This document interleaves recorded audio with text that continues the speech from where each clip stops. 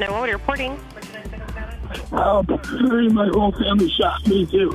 The Cariaga family was known for their close bond, living a quiet life in the picturesque surroundings of Kitsap County, Washington.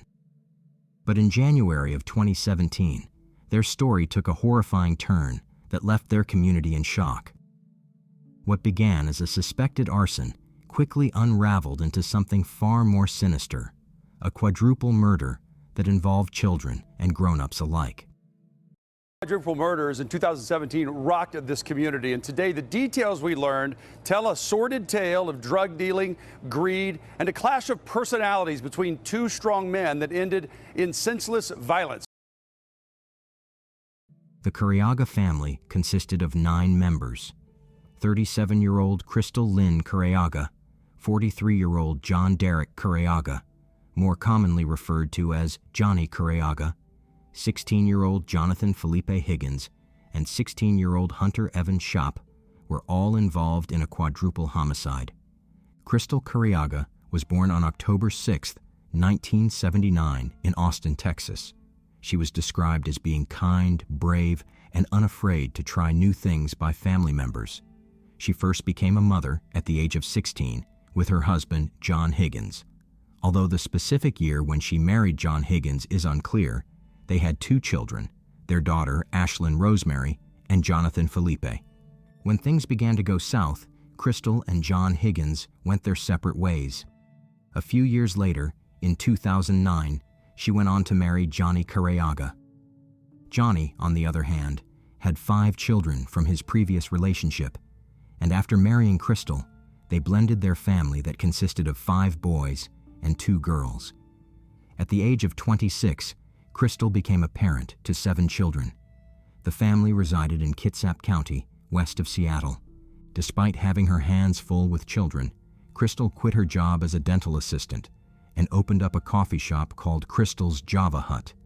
Later, Johnny expanded it and had the name changed to Crystal's Java Hut and Juanito's Taco Shop. This quickly became a thriving neighborhood restaurant. Because their business was doing so well, the Cariaga family would often generously give back to their community as well. Her son, Jonathan Felipe, was born on July 9, 2000. According to his family, he was a very cheerful child, loved water and swimming, and had a huge passion for collecting classic cars. So much so that at the age of 16, he owned 2, including a 1963 Chevy Impala and a 1983 Buick Regal. As a junior in secondary school, Jonathan often worked at his family's restaurant, which is how he could buy the cars for himself. On the other hand, Johnny Cariaga was born on April 29, 1973, born in Bremerton, Washington, where he would spend the rest of his life. For him, making everyone feel welcomed and a part of his culture was important, which he accomplished through Juanito's Taco Shop. The last victim, who was his son, was Hunter Evan Schopp, who was also 16 years old at the time of his death. Although he was not their biological son, the Cariagas took him in as their own. He was born on March 26, 2000, and attended North Kitsap High School. From a young age, Hunter enjoyed playing baseball and was growing in his athletic career. Police in Washington are calling the deaths a quadruple homicide and are asking the public for help with collecting evidence. It was reported that Johnny Cariaga had gotten himself involved in illegal activity, selling cocaine as a side business. It is still unclear whether Crystal was aware of the fact that her husband was dealing drugs on the side, but the law enforcement were at a consensus in claiming that Johnny was only doing it to pay off any debts. Every month, he would go to California and buy a kilogram of cocaine that he would then sell on the streets of Kitsap County. It was alleged that Johnny acted as a transporter and had to pay the other party a sum that he probably did not pay up front. When one of Johnny's friends began selling the drugs to a man named Robert Bobby Watson III, things took a turn for the worse. Bobby was a full-patched official member, serving as the vice president of the Bandito Motorcycle Club. At the same time, several members of the Bandito Motorcycle Club had also become Johnny's clients. When Johnny's friend stopped selling drugs to Bobby, he put Johnny and Bobby in direct contact. After Bobby became a regular client, he began to grow greedy to the point where he followed Johnny to California during his monthly cocaine run to find who his supplier was. When Johnny discovered that he was being tailed, the two of them got into a huge verbal argument. Whether Bobby was buying the cocaine for himself or intended to sell it remains unknown. Interestingly enough, another person named Danny J. Kelly Jr. became involved. He was a hang-around member of the motorcycle club and was being sponsored by Bobby. Later, police surveillance footage revealed that he was wearing the MC supporter apparel. Not only did he share a close relationship with Johnny Carayaga, but he also served as the best man during his first wedding. Additionally, the house owned by Johnny and Crystal once belonged to Kelly's parents. The two of them had a falling out after Johnny accused him of stealing money from him. The last person involved was Bobby's brother, Johnny James Watson. However, unlike his brother, he was not associated with the motorcycle club. The body of a missing father was found in this burned pickup truck, just days after police found the bodies of his family in their burned home. Police in Washington are calling the deaths a quadruple homicide and are asking the public for help with collecting evidence. According to police, the body of 43-year-old John Carayaga was found on a tree farm inside this burned-out vehicle. Police say his wife, Crystal Lynn Carayaga, and two 16-year-old sons, Jonathan Higgins and Hunter Scott, were found in their home after authorities battled a house fire around midnight at the same location. Authorities have requested that any videos facing the road where the father's body was discovered be given to them immediately, in hopes for answers as to why this horrific crime happened. The real horror began on the night of January 27, 2017. The Carayaga family had friends over that night. One of the guests later told the police that Johnny had been in a good mood the entire night until he received a mysterious phone call. Without any explicit explanations, Johnny left after telling Crystal that he was going out to meet someone. At around 9 p.m. that night, he drove his Ford pickup truck to the Camp Union grocery store where he was last seen on the surveillance footage. He parked his truck in the parking lot next to another car and seemed to be talking to another person who the police were unable to identify. Sometime later, as reported by the cashier, he would go inside and buy a pack of cigarettes, but at this point, nothing seemed off, and Johnny even made small talk with him. Back at the Carayaga family residence, when Johnny did not return, one of the guests went outside into the garage to see if Johnny had returned. The guest later recalled during interrogation that they heard the voices of three men engaged in a heated argument. However, they stopped once the guest accidentally created noise. It remains unclear whether Johnny came back home at any point.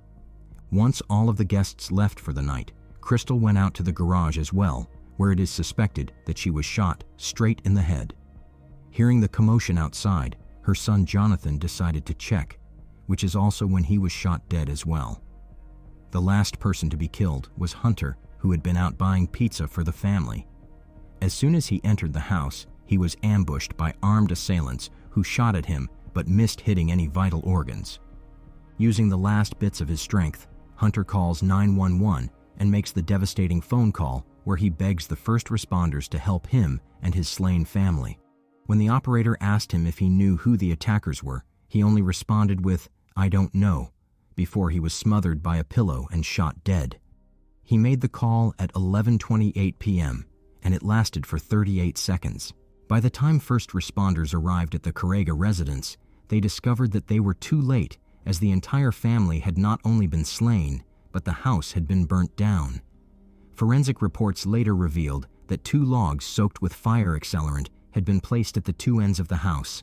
Large rocks were then thrown through the windows to fuel the flames. Investigators also discovered that the bodies had been doused with fire accelerants to get rid of any evidence lingering behind them. Due to the nature of the crime, a special task force was created to handle the case investigations. When the reports came out of the triple homicide that took place, the police and the community assumed that Johnny Carayaga was responsible for it, especially since he was missing. Coincidentally, a few days later, his burnt pickup truck was found on a tree farm. As suspected, the vehicle had been doused with the same accelerant as the one used back in the house. No other information regarding Johnny Cariaga has been released to this day. The owner of the tree farm also reported that he had seen Johnny on the field several times during the day, but his truck was not nearby.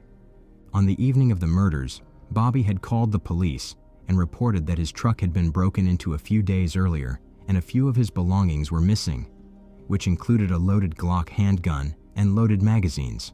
However, when the police arrived to investigate, he told them that he had cleaned up the glass from the smashed window since the incident took place a few days earlier. Furthermore, investigators found that on the night of the murders, Bobby had arrived at the house of a fellow bandidos at 4 a.m. without his car or pants. There, he borrowed a pair of pants and cleaned up before having a car pick him up. The Bandidos members cooperated fully with the investigation since they claimed that they had a strict policy against harming women and children. Due to their cooperation, more information began to come out. Bobby had been working at Kitsap County Public Works, but was fired a few months after the murders in September of 2017. Over the course of the year, about $300,000 had been deposited into his account, which were alleged to have been made through illegal drug trade. It was alleged that Johnny Cariaga had hidden about $200,000 in his home, but only $50,000 were discovered in a safe, as well as $7,000 in a money bag hidden in the master bedroom. The money was never found, but the investigators tracked it to Bobby's bank deposit. A neighbor of the Cariagas also reported that on the night of the murders, he heard gunshots outside. When he went out to check, he saw Kelly driving away in Johnny's truck at a high speed. Behind him was a silver car, but he could not identify the driver. This struck him as strange, since Kelly and Johnny did not get along. He became an ironclad witness because the house had previously been owned by Kelly's parents, and he knew what Kelly looked like. A week after the murders, the investigators released a video from Camp Union grocery store's parking lot where Johnny's truck and an unidentified car could be seen. The last suspect, Johnny James Watson, was brought into the mix because his car, a silver 2006 Mercedes, was found stripped and dumped into the river. This was the same car that the neighbor had seen behind Johnny's truck. To make matters worse, all porous surfaces such as seats and seatbelts had been removed from the car. Later, the two brothers would get the car back for $1,500. Today for us has been celebratory in a sense. Victims' family members watched as the judge set the stage for how to proceed with the trial of the three men charged in the deaths of John and Cristal Cariaga, Jonathan Higgins, and Hunter Scott. Johnny and Robert Watson and Danny Kelly each faced 16 criminal charges, ranging from murder to kidnapping. These are people that we do not want in our community. These are people that you do not want your children to come across later. We need to start holding people accountable. 5 years after the murder, the three suspects, including both the Watson brothers and Kelly, were arrested on June 6, 2022, and their identities were kept hidden. They were taken to Kitsap County Jail, where they were incarcerated for 16 different felony charges per person that ranged from first-degree murder to arson and burglary. They were held at $20 million bond for each of them. Although the three of them pleaded not guilty to the charges, the investigators presented the court with staggering evidence that pinned them to the crime. They shared surveillance footage of all three men leading up to the days of the murder.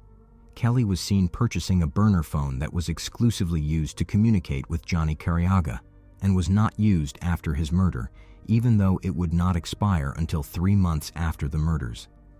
The investigators also ran a DNA test on the rocks thrown inside the Cariaga house and found DNA evidence that belonged to Johnny James Watson. The jury trial ran for 5 months, during which the defense tried to cast doubt over the timeline and the cell phone towers used to track the killer's movements. However, Hunter's 911 phone call provided investigators with solid timestamps that could not be argued with. After much back and forth, the three suspects were charged with quadruple homicide. In April of 2024, They were found guilty of 30 charges, including first-degree murder, premeditated murder, and arson. On May 7, 2024, they were sentenced to life without the possibility of parole, which is the maximum sentence anyone can receive in the state of Washington. What did you think of the case? What do you think was the motive? Is it possible that the money was hidden in the field instead of the house, and that Johnny was taking his killers to the location? Share your thoughts in the comments section below. Please, I don't care what it is, just say something. I'm sorry, baby. Say something. Why? Why? These were the voices of people grieving the loss of 5 family members, each one taken in a single horrifying night. But what makes this tragedy even more shocking is that the man responsible for the massacre was no stranger. He was one of their own. In the year 2020, a disturbing call came through to 911. A man calmly confessed that he had just slaughtered his entire family, sparing only one, a toddler he held in his arms when the police arrived at the scene. From the moment he was apprehended, there was no attempt to hide or deny what he had done. Not once. This is the case that not only shocked the police, but also rattled the courtroom with its graphic details and the killer's unwavering admission of guilt from the very start. It leaves us questioning, why? Why would someone do this to their own family? The man at the center of this tragic story is Christopher Stokes. At the time of the horrifying events, he was 44 years old, having been born on July 21, 1975. Although there isn't much information available about his childhood, it was reported that he faced significant challenges growing up. His early life was marked by instability and a lack of positive role models, laying the groundwork for a troubled future. And even though his family was well aware of his past wrongdoings, nothing could prepare them for the nightmare that unfolded on April 27, 2020. This was a time when the entire world was already grappling with the chaos brought on by the COVID-19 pandemic. And according to some sources, the overwhelming fear and isolation many people felt during this period played a role in what was about to happen. On that fateful morning, 2 chilling calls to emergency services disrupted the quiet. Stokes made his first call at 10:38 in the morning, calmly stating, I just massacred my whole family, adding that the gun is still upstairs with the bodies. Just 6 minutes later, he called again, declaring, I just killed my whole family with my Mossberg. His demeanor during these calls was disturbingly calm, raising alarms about his state of mind. And according to the criminal complaint, when the police arrived, they found Christopher Stokes sitting outside on the steps of his home with a toddler. Naturally, the officers assumed that the man and the child were surviving victims of the massacre. They approached both of them cautiously, believing they were still in a state of shock. When the officers asked Stokes if he had heard any shots, he chillingly replied, Yeah, I didn't hear them. I did them. At that point, the police were totally in shock, not only because Christopher was calm, but also because he had spared the toddler. It was Teresa Thomas. My nephew was Demetrius Thomas. My niece was Tierra, and I'm distraught. I need to know what's going on. I'm confused. I'm trying to figure out how you killed 5 people. When the police entered the house, a camouflage 12-gauge shotgun was found hidden away in one of the bedrooms. Scattered throughout the house were 12 spent shotgun shells, each a grim reminder of the violence that had happened within those walls. Tragically, all 5 victims were found shot multiple times. Now, let's delve into the heartbreaking details of who was in the house that day and who lost their lives. Among the victims was his on-again, off-again girlfriend, Teresa Thomas, who was 41 years old. They shared a son, Demetrius Thomas, who was just 14, along with Teresa's 16-year-old daughter, Tara Agee. 2 others, Lakeitha Stokes, aged 17, and Marcus Stokes, 19, were also killed. They were Christopher's niece and nephew. Remarkably, Stokes spared his 3-year-old grandson, who reportedly pleaded with him not to hurt him. Just imagine the trauma this child has endured, witnessing such horrific violence at such a young age. At 3, a child is aware enough to say, "Please don't hurt me." And it's heartbreaking to think about how this experience will shape his life moving forward. But the real issue goes beyond the shock of the crime itself. When Christopher Stokes entered his plea deal, it raised serious questions. He repeatedly stated, "Yes, I did it," which made people wonder about his mental state. Did he suffer from any mental illness? Was he battling depression at that time? How could he make the horrific decision to kill his entire family? By the way, I post true crime and new cases here every day. So if that sounds like your kind of thing, please consider subscribing. It helps a lot. Now, to really understand what might have led to this tragedy, you have to look at his past. As mentioned earlier, Christopher had a long history of run-ins with the law, especially when it came to domestic violence.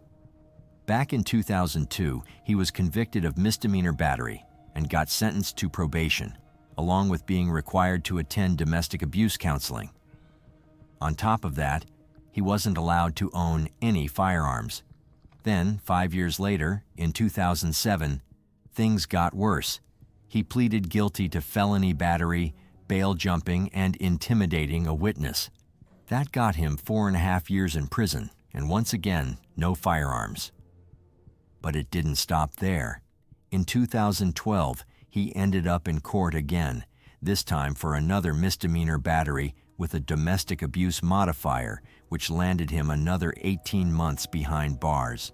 And in 2016, the State Department of Workforce Development filed a warrant against him seeking unpaid unemployment compensation, totaling $13,304. Unfortunately, the online records provide limited information regarding the details of this case. According to Ben Jed, a spokesman for the Department of Workforce Development, such cases are treated as confidential under state law. Fast forward to 2017, and he's back with another misdemeanor, disorderly conduct, which got him a month in jail. So, it's pretty clear that this wasn't some one-time thing. Christopher had a pattern of violent behavior, particularly towards women, which makes this whole situation even more tragic. Most of his past charges were probably tied to domestic violence, and it's no real surprise that his final horrifying act was against those closest to him, his on and off girlfriend, his children, and other family members. Out of the 5 people he killed, 3 of them were women, which shows he had deep-rooted issues with violence, especially against women, that just spiraled out of control. In the end, the court decided that Christopher was mentally fit to stand trial. They determined that he was sane when he committed the murders and fully understood what he was doing. While his actions were tragic and unforgivable, the legal system made it clear that mental illness wasn't the cause of his decision to commit this horrible crime. However, his attorney claimed that he had sought mental health services before the murders, admitting he was starting to hear voices. This was right at the beginning of the pandemic, a time when many struggled to access the care they desperately needed. With the world shifting to virtual support, countless individuals found themselves without the in-person help that could have made a difference. This environment undoubtedly impacted many lives, including his. And although what he did was completely wrong, some people can't help but give him a tiny bit of respect for admitting to his actions and pleading guilty right from the start. By doing so, Christopher Stokes spared his loved ones from the agony of sitting through a long, painful trial, full of drawn-out denials and excuses. Time after time, we see people commit horrendous crimes and then force their families, as well as the victims' families, to endure a lengthy court process where they lie, deflect, and insist on their innocence. But Stokes, at least, owned up to what he did right away. That said, his admission didn't exactly bring peace to those left behind.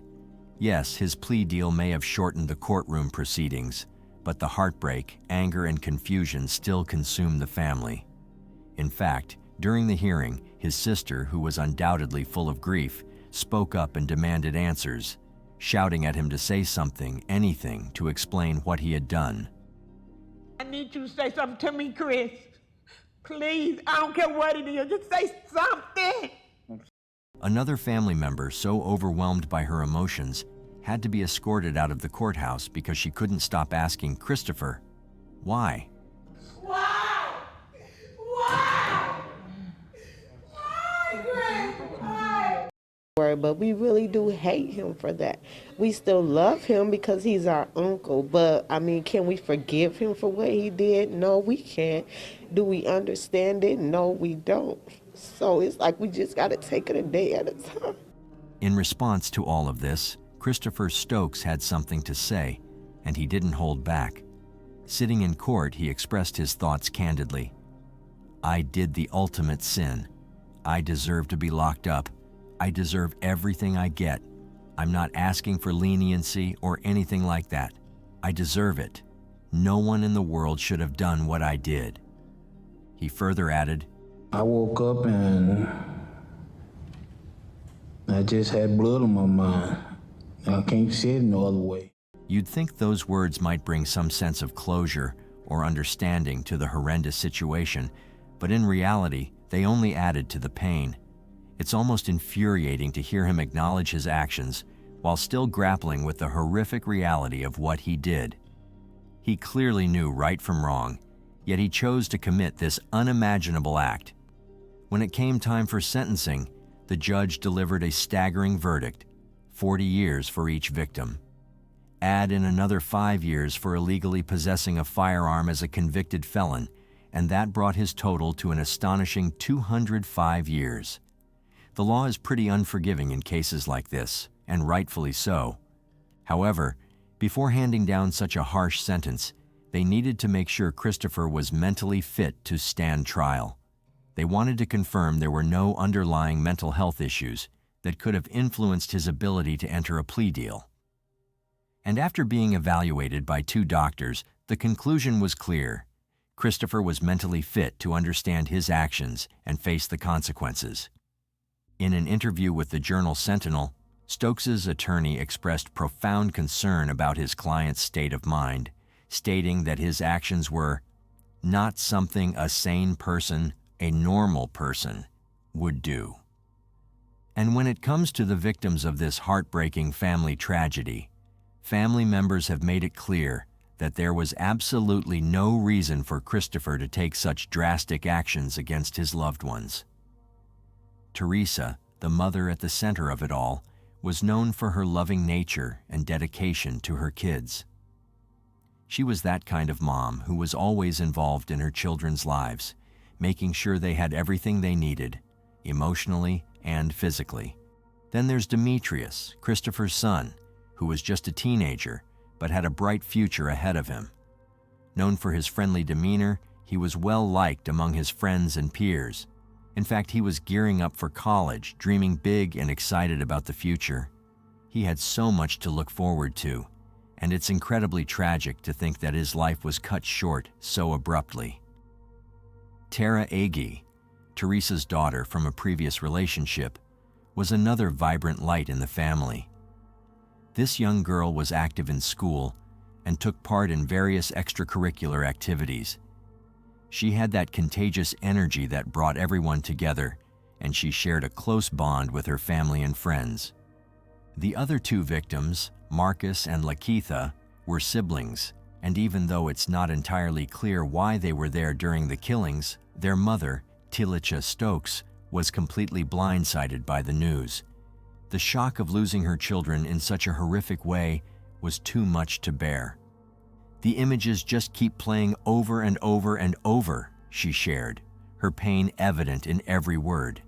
I am never going to hear my daughter sing again. I am never going to hear my son's voice again. It was reported that the services for the victims were held separately, and each one served as a harsh reminder of the impact this crime had on the families and friends left behind. Even the mayor of the town couldn't stay silent about this shocking case. Mayor Tom Barrett was also on scene. A horrific scene, again, 5 family members.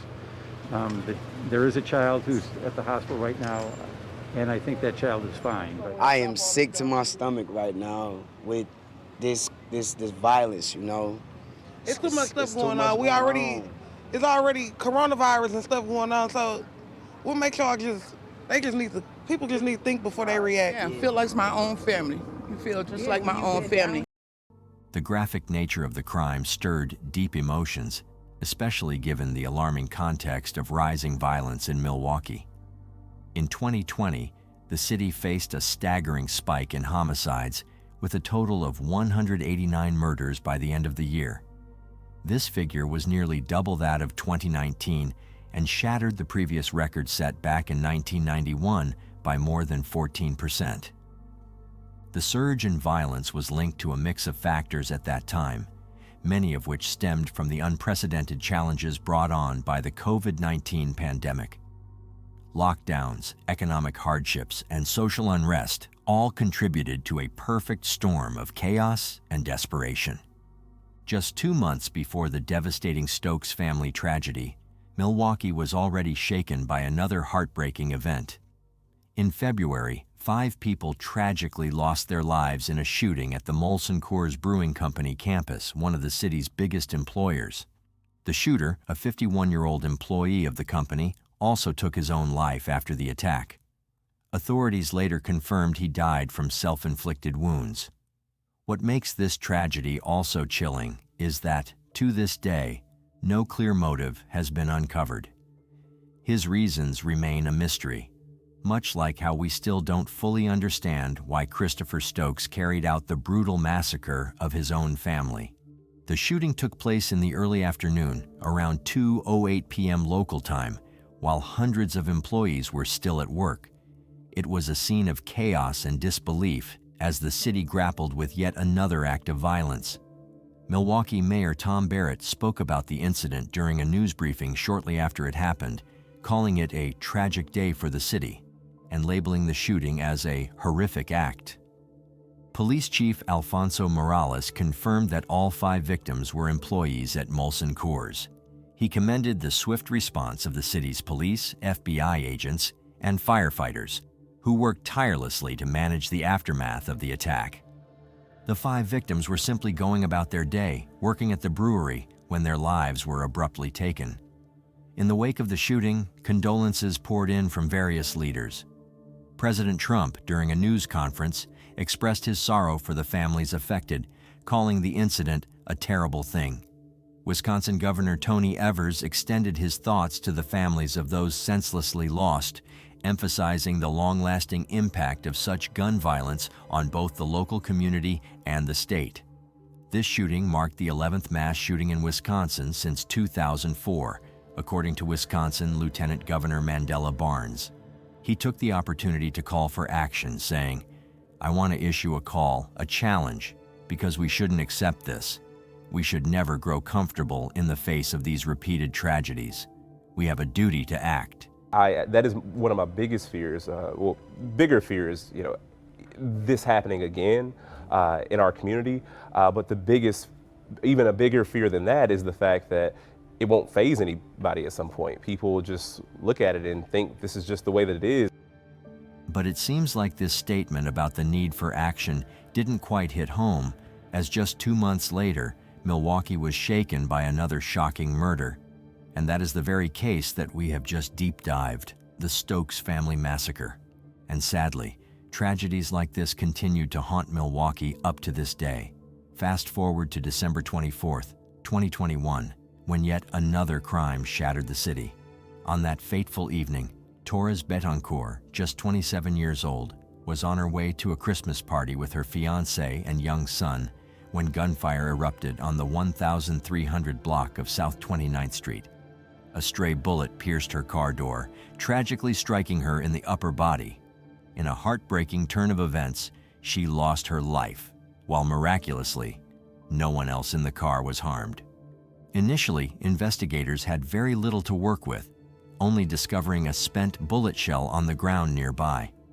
However, as they broadened their search, they found that shots had been fired about a quarter-mile away outside a corner store on the 1,200 block of South 33rd Street shortly before the shooting that claimed Torres Betancourt's life. Police recovered 5 casings from that scene, and an analysis revealed they were likely fired from the same gun that killed Torres.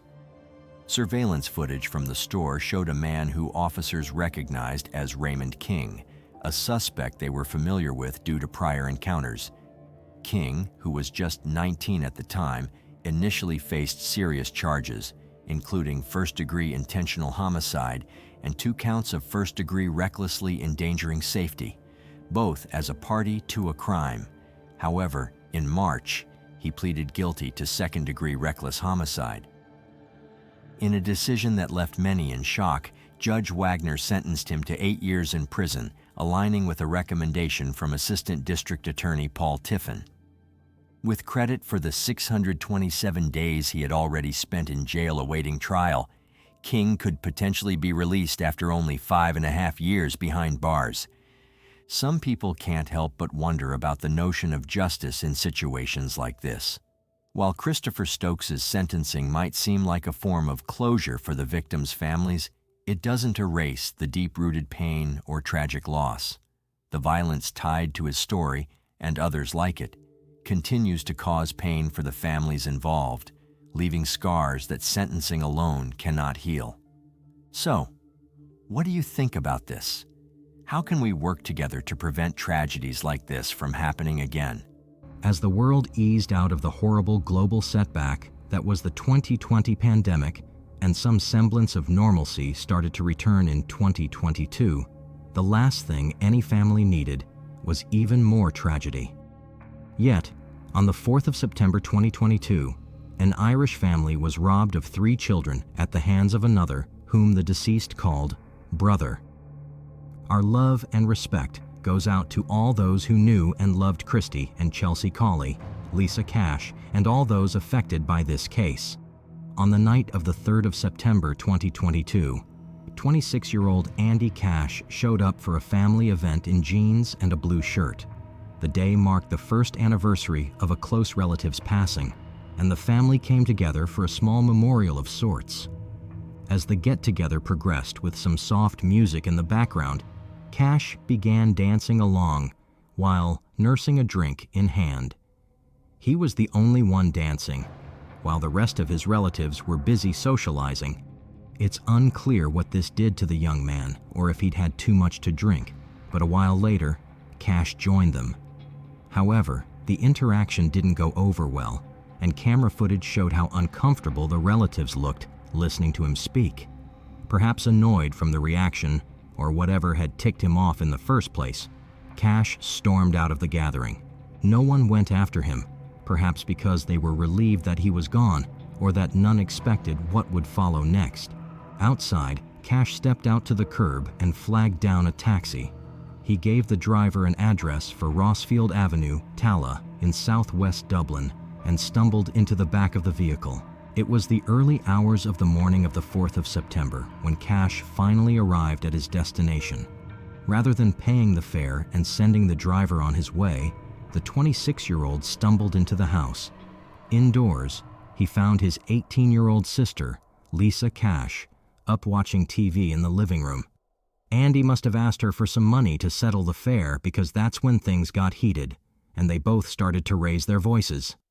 Meanwhile, in one of the bedrooms shared by their 14 and 8-year-old brothers, the former was woken when Andy entered the house.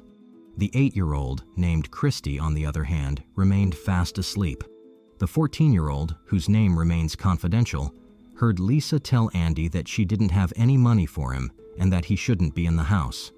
Andy's response to this was to go into the kitchen and fetch the biggest knife he could find. The 14-year-old, who was awake unbeknownst to his older siblings, stepped out to investigate the sudden silence in the house when he saw Andy launching at Lisa with the knife. She screamed and tried desperately to defend herself before making a run for the stairwell, but Andy just kept stabbing and slashing until his sister was a bloodied mess at the foot of the stairs and hanging on by a thread. The 14-year-old who witnessed one sibling murder the other was alarmed and darted back into the room. His movements may have alerted the murderous Cash, who then made it up the stairs, possibly to tie up loose ends. Meanwhile, inside the shared room, the 14-year-old tried waking Christy and hurrying him out of the room before their manic older brother showed up. But before the 8-year-old fully came to, Cash entered the room, knife in hand. Terrified, the 14-year-old hurried to the window and dropped to the ground floor before scampering away to get help. A member of the public found him underdressed and absolutely stricken by panic. Chaos and confusion. That's how one neighbour described the scene on this suburban street in the small hours of this morning. Gardaí, Irish police, were alerted to a violent incident at a house in the Dublin suburb of Tallaght at around 12:30 a.m. They arrived to a horrific scene with several young casualties believed to have been stabbed and an active suspect. The taxi driver, who was still waiting by the curb, heard a scream but could not place its location, so he made no effort to involve the authorities. However, that soon changed when a bloodied Cash emerged from the house and ordered the driver to call 999 before returning to the house. At this point, he had already finished with Christy and moved on to the 8-year-old's twin, Chelsea, who was still probably in bed when her older brother set upon her with a knife. The Emergency Response Unit, ERU, was the first at the scene and showed up to a rather horrid sight. Cash stared down at them through one of the upstairs windows. He was erratic and aggressive, which prevented the authorities from barging into the house right away. That, of course, was until Cash started to toss things out of the window, including a TV. But what tipped the scales was when he held and dangled Christie's lifeless body from the window before letting it drop to the ground in front of the ERU. The Gardaí, who had arrived at the scene and witnessed Cash's disturbing antics, hurried to breach the house and take him down, but he repelled their entrance. As the tussle continued, members of the ERU seized the moment to force their way in. They then promptly surrounded Cash, who was still violent and unstable, and subdued him with non-lethal weapons. With the 26-year-old out of the way, the authorities began combing through the house. That's when they discovered Lisa by the stairs, who was still hanging on. Upon pushing further into the house, they discovered Chelsea, who was long dead. Prompt medical intervention did little to help Lisa, who soon became the third casualty of her older brother's mad rampage that morning. All three victims had suffered multiple stab and slash wounds, especially around their torsos, faces, and necks. Lisa suffered 71 injuries, Christy 107, and Chelsea 65. The 14-year-old was the only sibling who had escaped almost unscathed. 3 young lives ended. 18-year-old Lisa Cash, alongside her sister and brother, Chelsea and Christy Corley, twins, just 8 years old, a family devastated, a neighborhood in shock. The mind of a killer. The internal workings of a person tend to spill outward sometimes, past whatever facade they wear to keep it in. That, perhaps, was the case of Andy Cash. Although there was no predicting that he was capable of murders, let alone taking out his own family, aspects of his life uncovered by authorities show that Cash may have been dealing with mental health struggles. The first peek at this behavior in this story is how he danced alone in a room full of people he called family. Granted, that might have been a coincidence. However, details of his social life only back the argument, painting Cash in the light of a paranoid loner. That contrasts sharply with the image of a loving older brother that he portrayed to the public. Records retrieved from Cash's Facebook account reveal how much he supposedly cherishes the same siblings he murdered. In a post made on the 11th of March 2017, Cash shared a photo of himself and a young Lisa on her communion day, whom he also tagged in his caption that read, "Happy birthday to our Lisa Cash, XOX. Hope ya have the best day, girl. I love you," followed by several love heart emojis. His Facebook also held photos of the twins, Christy and Chelsea, whom he'd murdered at just 8 years of age. My Whole Life, Christy Chelsea, read Cash's post on the 21st of January, 2018, with a collage photo of the twins at an even younger age. There were more posts about the twins on his page, including one where he tagged them to a photo with the caption, "My World," another with the caption, "Our twins twinning it today." They never take a proper photo, with several emojis. Yet another picture with the caption, "Our little lady and gentleman," and finally one where he added, "My life," to their picture. These outward professions of love and family sharply contrast with the erratic murderer who killed his sister and 2 sleeping kids for no apparent reason. A deeper dive into his past revealed that Cash had had a run-in with the Gardaí before, when he was brought in for questioning as a suspect in a case of stolen items at a homeless shelter he resided at in the city center. He was questioned over a stolen phone, and his room was searched by Gardaí, said a source. There were no charges brought against him, though. Cash living in a homeless shelter perhaps clarifies why Lisa said he shouldn't be in the house before she was brutally murdered. It may also explain his relationship with his family up until that point, and why no one bothered to go after him during his dramatic exit from the family get-together. There may also have been telltale signs that Cash's mental health was in a decline. Sunday World found harrowing voice messages of the 26-year-old who was under the illusion that his Facebook account had been hacked. Rather than fix the problem if that were the case, Cash blamed others for his troubles instead. A deep dive into his social and love life revealed that Cash, who is gay, frequented bars in the Dublin city centre, like Street 66, Panty, and George. But here's where we get some form of confirmation about Cash's mental state. Because despite being a regular at these places, he was alone most of the time. That meant whether it was with family or strangers, he mostly stuck to his own company. Although being a loner is no crime, one with the paranoia and drinking habits of Cash is a ticking time bomb. One of the regulars at these gay bars, who knew Cash described him as, sometimes had an odd pal or two with him, but he was generally a bit of a loner. He would sit at the bar on his own, but bizarrely start rambling and talking to himself.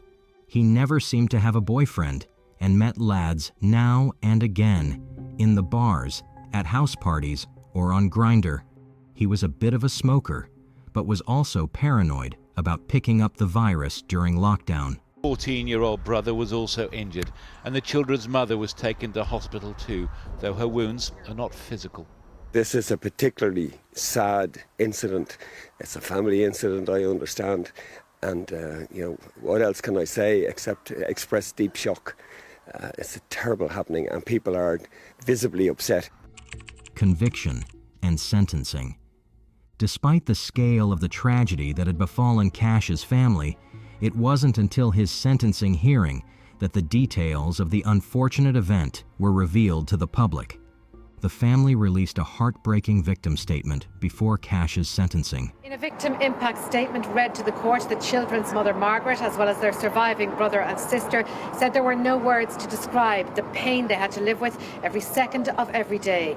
They said the lives of 3 innocent, beautiful, kind and loving children were viciously taken before they had a chance to live them. Our 3 innocent children were viciously taken from us, and that was the day the world stopped turning. What is left is our broken family, and every day since has been unbearable.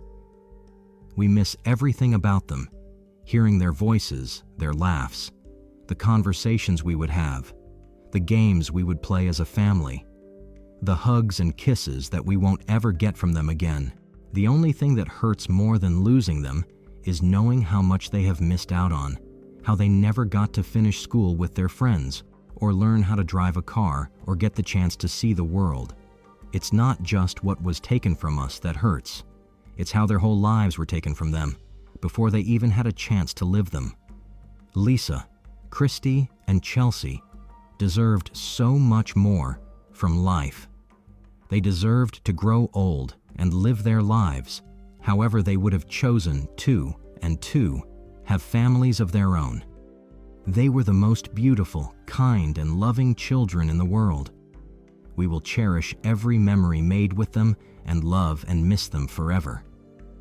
Cash was present for the proceedings, but only spoke once to plead guilty to all 3 charges of murder for each of his deceased siblings. His attorney, Brendan Grehan, SC, revealed to the court that Cash had been under the assessment of a psychologist and 2 psychiatrists since being held in custody in September 2022. Grehan then added that Cash asked to apologize and said that he was sorry for his actions and sorry to the people he has hurt. Defence counsel Brendan Grehan said his client had been assessed by 2 psychiatrists and a psychologist. He said Cash was sorry for his actions and for all the people he had hurt. Before sentencing Cash to the mandatory terms for murder, which is life imprisonment in Ireland, the presiding judge, Mr. Justice Paul McDermott, called the evidence deeply traumatizing, explaining that it was devastating to have 3 children killed on the cusp of their lives. Nothing I do or say today can in any way help in that, he said. My function today, having heard the evidence of 3 lives lost in the most appalling circumstances, is simply to receive the evidence of lives lost and damage done, and to impose the only sentence that can apply in a case of this kind. Cash was given a life sentence on each count of murder, with each set to run concurrently. The judge concluded the proceedings by offering the family his heartfelt condolences. Mr. Justice Paul McDermott said the case was deeply traumatising and the family had suffered an acute loss of children on the cusp of their lives in the most appalling circumstances. He imposed the mandatory life sentences and he said the fact that there were 3 victims should be taken into account at a later date when matters are further assessed. Hi everyone and welcome back to my channel. Today we're going to be taking a look at another disturbing case with you. Andrea Paya Yates is a woman who had severe mental health issues and struggles, all leading to a tragedy. This event shocked the nation and led to questions about mental health and the law. Our love and respect go out to all those who knew and loved the victims and all those affected by this case. In the early hours of June 20th, 2001, Houston, Texas, was rocked by a chilling confession. Yates, a 36-year-old mother, admitted to drowning her 5 children, Noah Yates, John Yates, Paul Yates, Luke Yates, and Mary Yates, in their bathtub. This horrific act brought to light the severe mental health issues she had been battling for years, including postpartum depression, postpartum psychosis, and schizophrenia. Yates was born in Houston, Texas on July 3, 1974. She was the youngest of 5 children in a family with a rich immigrant heritage. Her mother, Yuta Karen Kohler, was a German immigrant, and her father, Andrew Emmett Kennedy, was the son of Irish immigrants.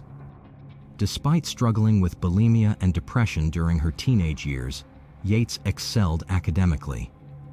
She graduated as valedictorian of Milby High School in 1982, where she was also the captain of the swim team and an officer in the National Honor Society. Yates embarked on her journey in nursing by completing a pre-nursing program at the University of Houston and eventually graduating from the University of Texas Health Science Center in Houston. Her career as a registered nurse spanned from 1986 to 1994, during which she dedicated herself to her work at the University of Texas MD Anderson Cancer Center, earning a reputation for her commitment and professionalism, all while silently grappling with her mental health challenges. In the warm summer of 1989, Yates's path crossed with Russell Rusty Yates at the picturesque Sunscape Apartments in bustling Houston. Russell, a talented engineer at NASA, quickly formed a deep connection with Yates, leading them to decide to move in together shortly thereafter.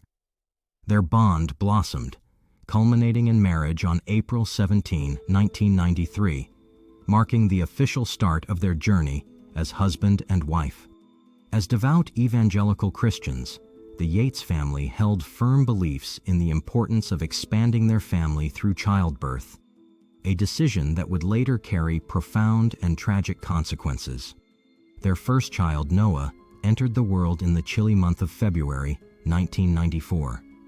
Soon after, Russell's career took them to sunny Florida, where they settled into a cozy trailer in the town of Seminole. However, their time in Florida was brief, prompting a return to Houston and a move into a comfortable GMC motorhome. It was following the birth of their fourth child, the adorable Luke, that Yates's mental health began to show signs of severe deterioration.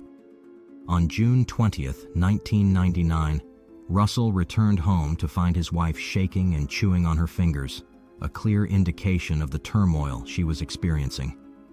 The following day, Yates's struggles intensified as she attempted to take her own life by overdosing on pills, leading to her hospitalization and the prescription of antidepressants. Despite this intervention, Yates' mental state continued to decline, with further suicide attempts and multiple hospitalizations, ultimately culminating in a diagnosis of postpartum psychosis. The struggle with mental illness. Rusty Yates returned home from work to a nightmare. His 5 children had been drowned in the bathtub by their own mother, his wife, Andrea Yates. Yates's first psychiatrist, Dr. Eileen Starbranch, strongly advised against having more children, warning that it would likely trigger further psychotic episodes. Despite this, Yates and Russell conceived their 5th child, Mary, shortly after Yates's discharge from the hospital. In March 2000, Yates stopped taking her medication and gave birth to Mary 9 months later. For a time, she seemed to be coping well, but the death of her father on March 12, 2001, marked the beginning of a severe downward spiral. Yates ceased taking her medication, began mutilating herself, and read the Bible obsessively. Her condition worsened to the point of requiring immediate hospitalization. Under the care of Dr. Muhammad Saeed, Yates was treated and released multiple times. On May 3, 2001, she reached a near catatonic state and filled the bathtub, initially planning to drown her children, but ultimately deciding against it. Her psychiatrist, believing she was suicidal, had her hospitalized once more. Despite the continued treatment, Yates's mental health remained fragile. On June 22, 2001, Yates carried out the unthinkable, drowning her 5 children, Noah, John, Paul, Luke, and Mary, in the bathtub of their home.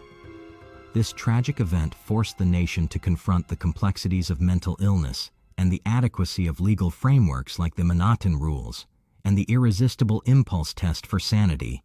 The Manhattan Rule states, a person is not responsible for criminal conduct if, at the time of such conduct as a result of mental disease or defect, he lacks substantial capacity to appreciate the criminality, wrongfulness of his conduct, or to conform his conduct to the requirements of law.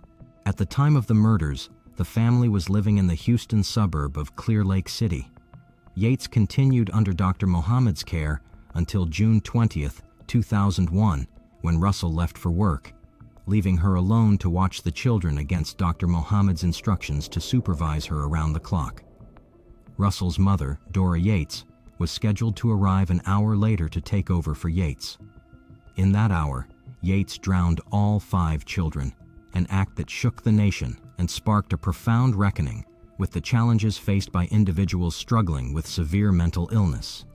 She began her descent into madness by silencing her 3 youngest children, John, Paul, and Luke, laying their lifeless bodies in her bed. Next, she turned her attention to Mary, drowning her in the tub. The sound of the water was the last thing Mary heard. When Noah, the eldest, stumbled upon the horrific scene, he tried to flee, but his mother's grasp was too strong.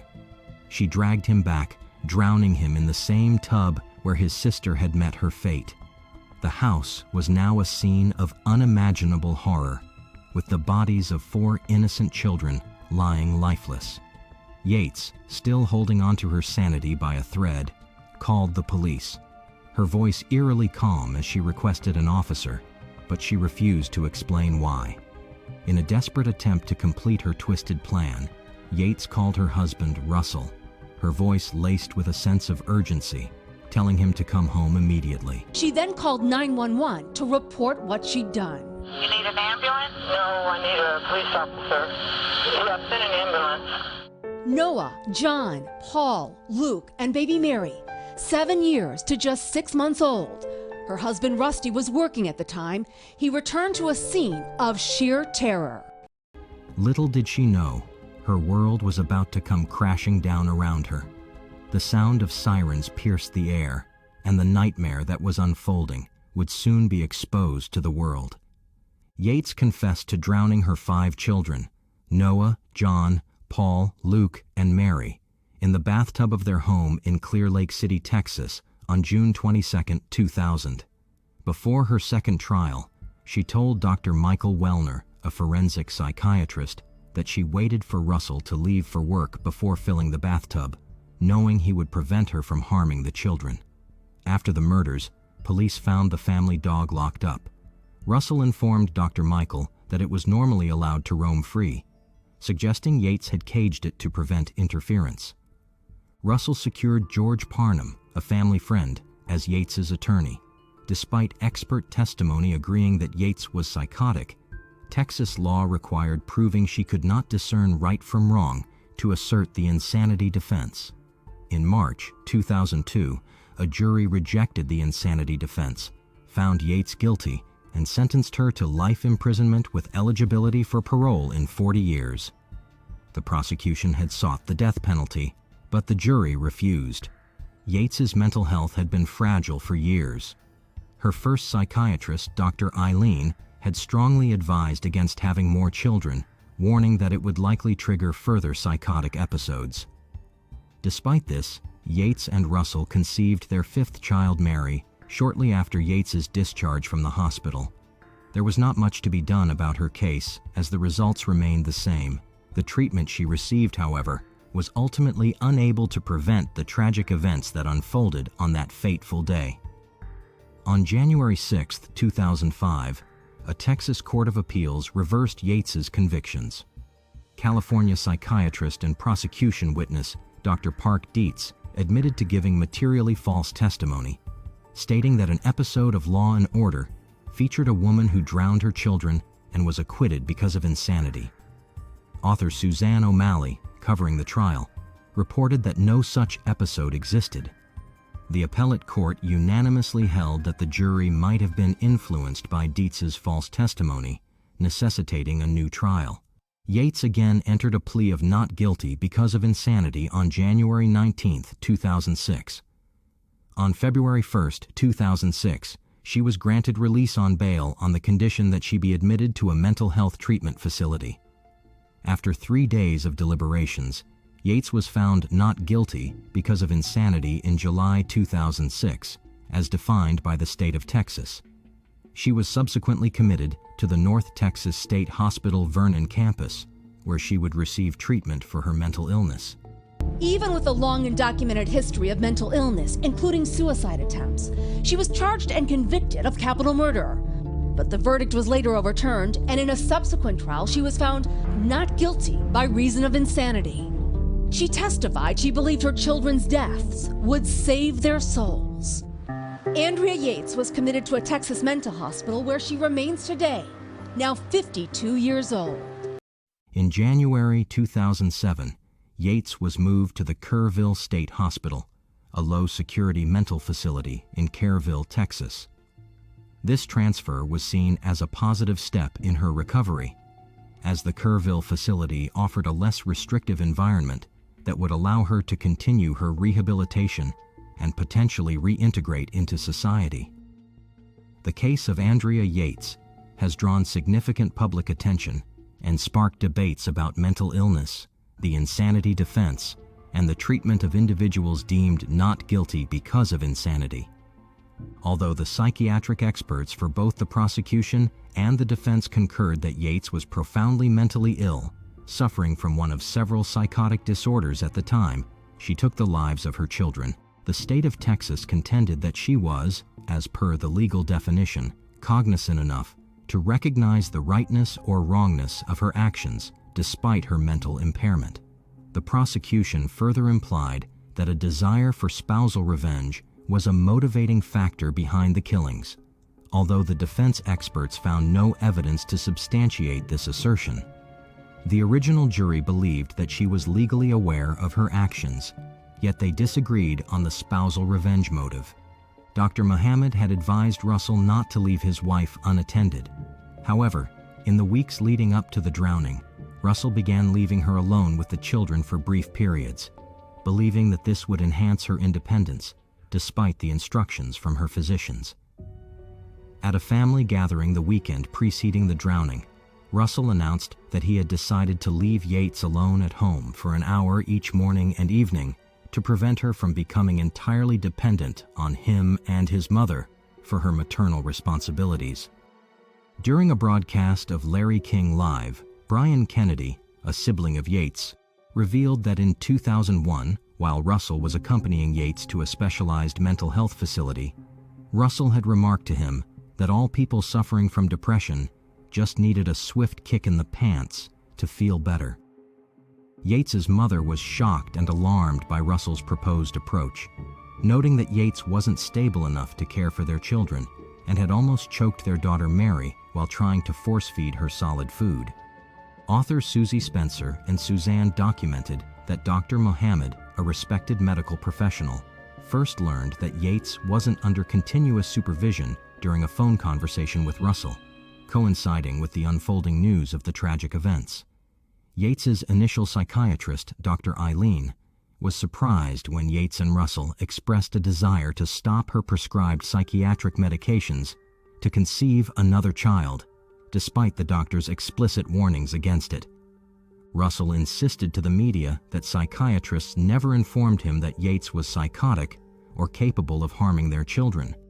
He claimed that had he known otherwise, they would never have considered having more children. However, Yates confided to her prison psychiatrist, Dr. Melissa Ferguson, that before their last child, she had expressed to Russell her reluctance to have sex due to warnings from Dr. Eileen that she might pose a danger to their children. Despite this, Russell, driven by his religious beliefs promoting procreation, convinced her that she could manage more children. Suzanne underscored Russell's persistent detachment from reality concerning expanding their family. Throughout the trial, Russell maintained his belief that Yates would be found not guilty and fantasized about having more children with her after successful treatment in a mental health facility. He explored options such as surrogate motherhood and adoption to improve their situation before coming to terms with reality. Russell argued that Dr. Muhammad, as a psychiatrist, had a duty to identify and appropriately treat Yates's psychosis. According to Russell, Dr. Muhammad initially declined to continue Yates's prescription of the antipsychotic Haldol, which had effectively treated her during her first breakdown in 1999.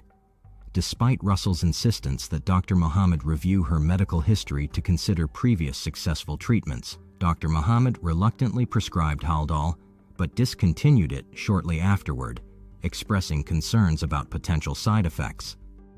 Russell testified that despite Yates's condition appearing to worsen just 2 days before the tragic drowning, Dr. Muhammad refused to extend the use of Haldol or readmit her to the hospital.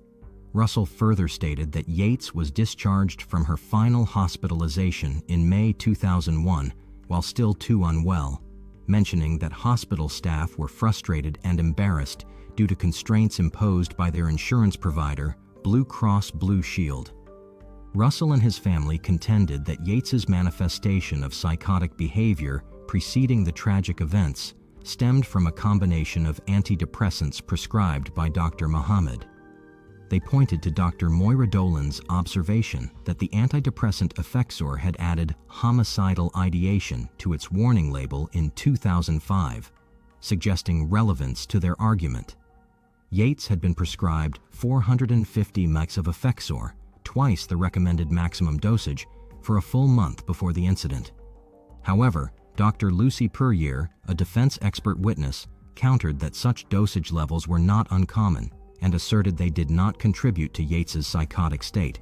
Instead, Dr. Lucy emphasized that Yates's relapse into psychosis was more plausibly linked to the discontinuation of Haldol 2 weeks earlier.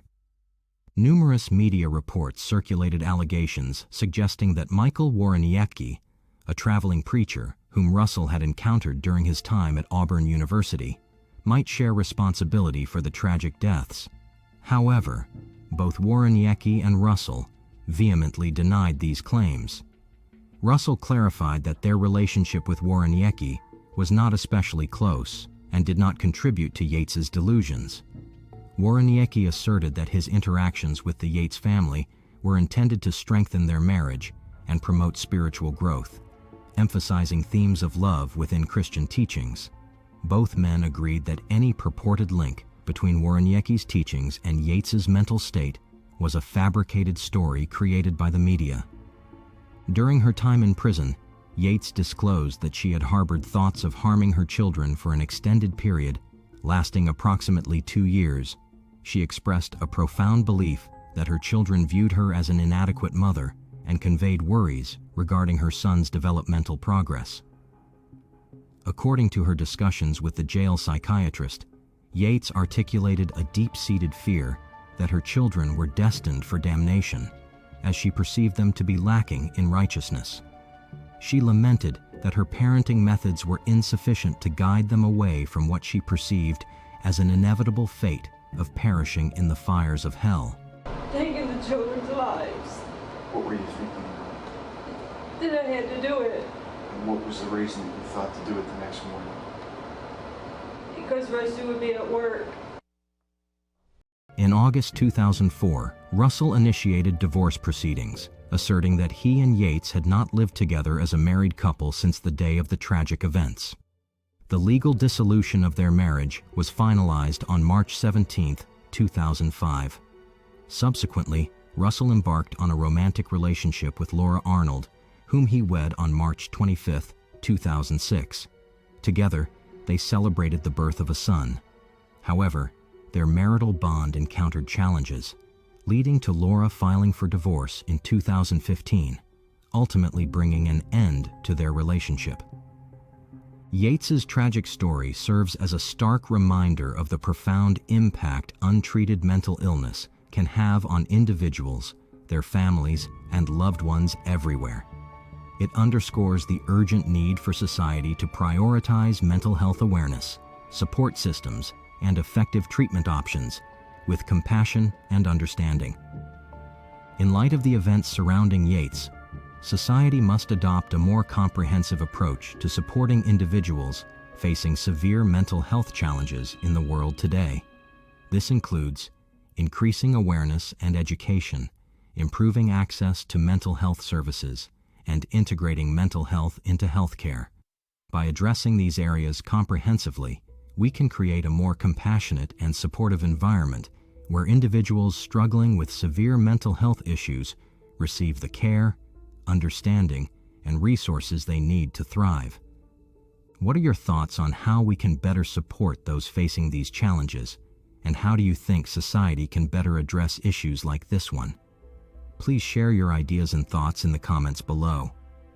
All right, thank you for watching. If you found this video informative and you want more videos like this one, please be sure to like the video, subscribe, and hit the notification bell so you don't miss out on more true crime videos, important cases, and issues. See you in the next one. And the family loved them. Everyone seemed blissfully happy. Rachel set up a website, Neil and Rachel, and she was constantly updating people on how perfect her life was and how beautiful her baby was and how handsome her husband was. They say you can choose your friends, but family is forever. Or is it? Neil Entwistle had everything: a devoted wife, a baby daughter, and a serene home in Massachusetts. But in one terrifying instant, that family bond was broken in ways no one could have imagined. What really happened to the perfect life he seemed to have? This case has captured the attention of true crime documentaries, popular YouTube videos, and even a gripping book, with jurors calling it a story of unimaginable and unforgivable family murders. And by the end of this video, you'll understand why. On January 22, 2006, Neil Entwistle left his home around 9 in the morning to run some errands for his wife and their beautiful daughter. But when he returned, his world turned upside down. He discovered that both his wife and daughter had been shot dead, and he had no clue who could have done such a terrible thing. Neil claimed he was so heartbroken upon seeing the bodies that he considered taking his own life. But when it came to actually ending it all with a knife, he just couldn't go through with it. Instead, he hopped into the family car and drove over to his mother-in-law's house to get a .22 caliber revolver.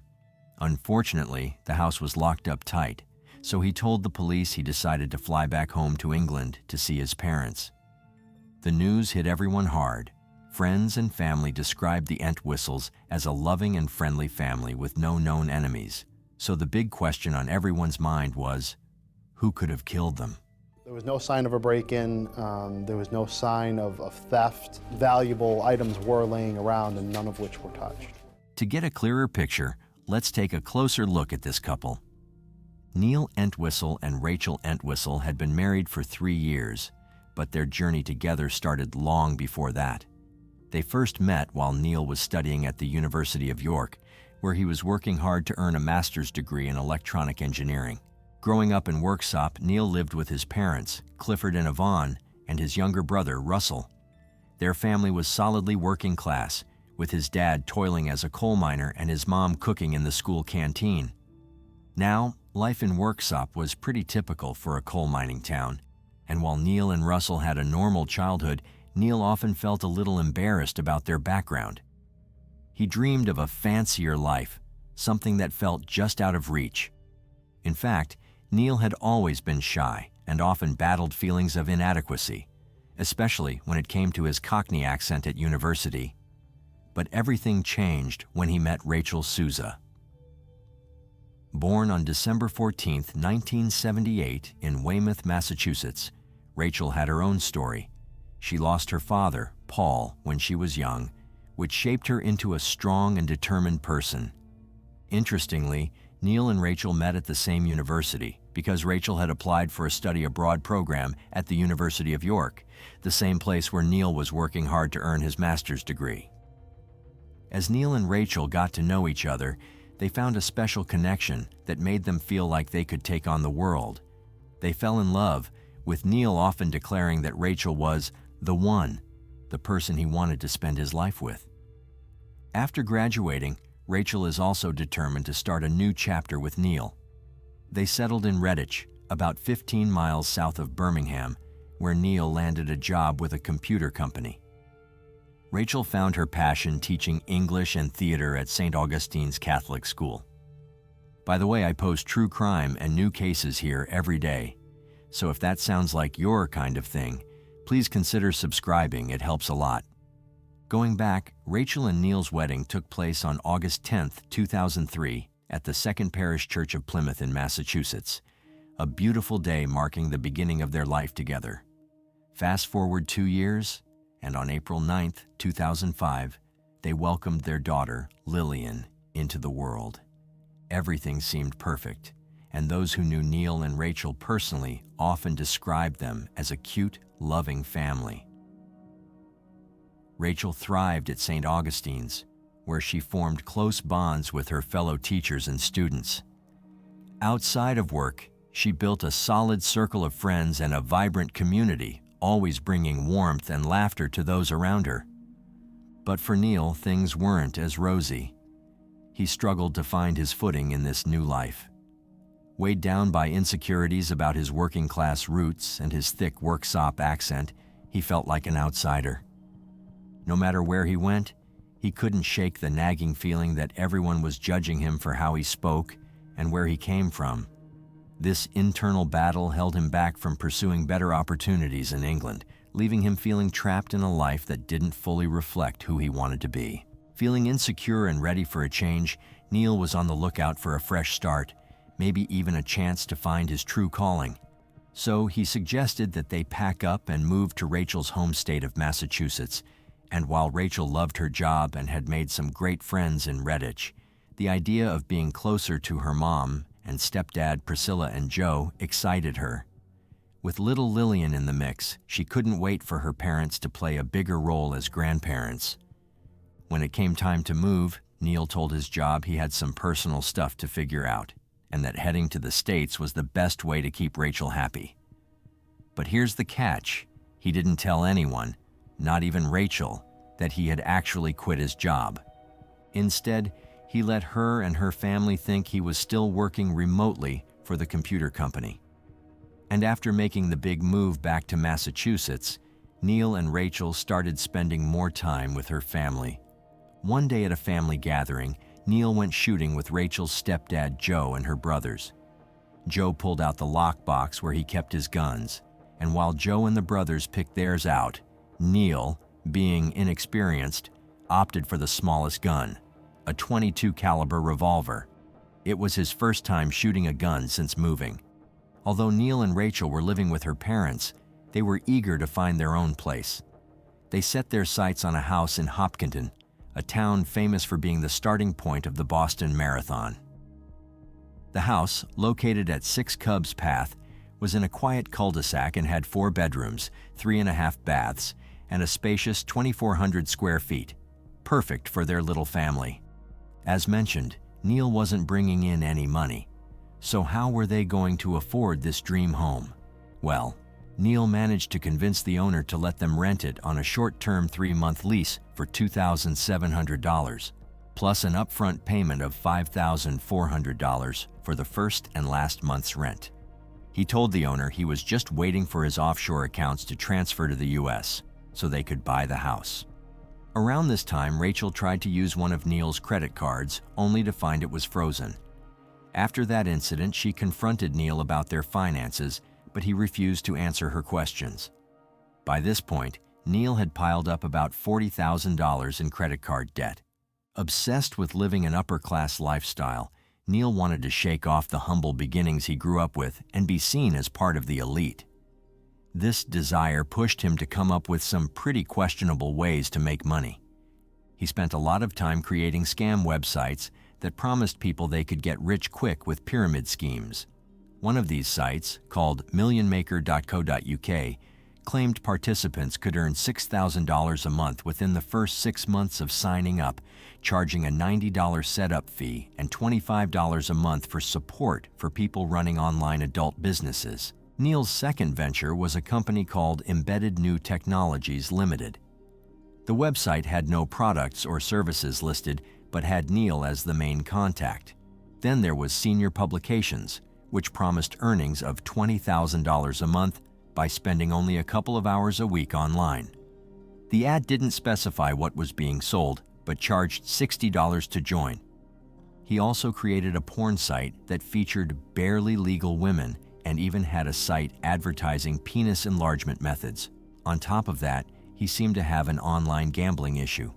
Court records later showed that in the month before Rachel and Lillian's deaths, he lost hundreds of dollars on a gambling site called Casino One, which was run by a company based in Gibraltar.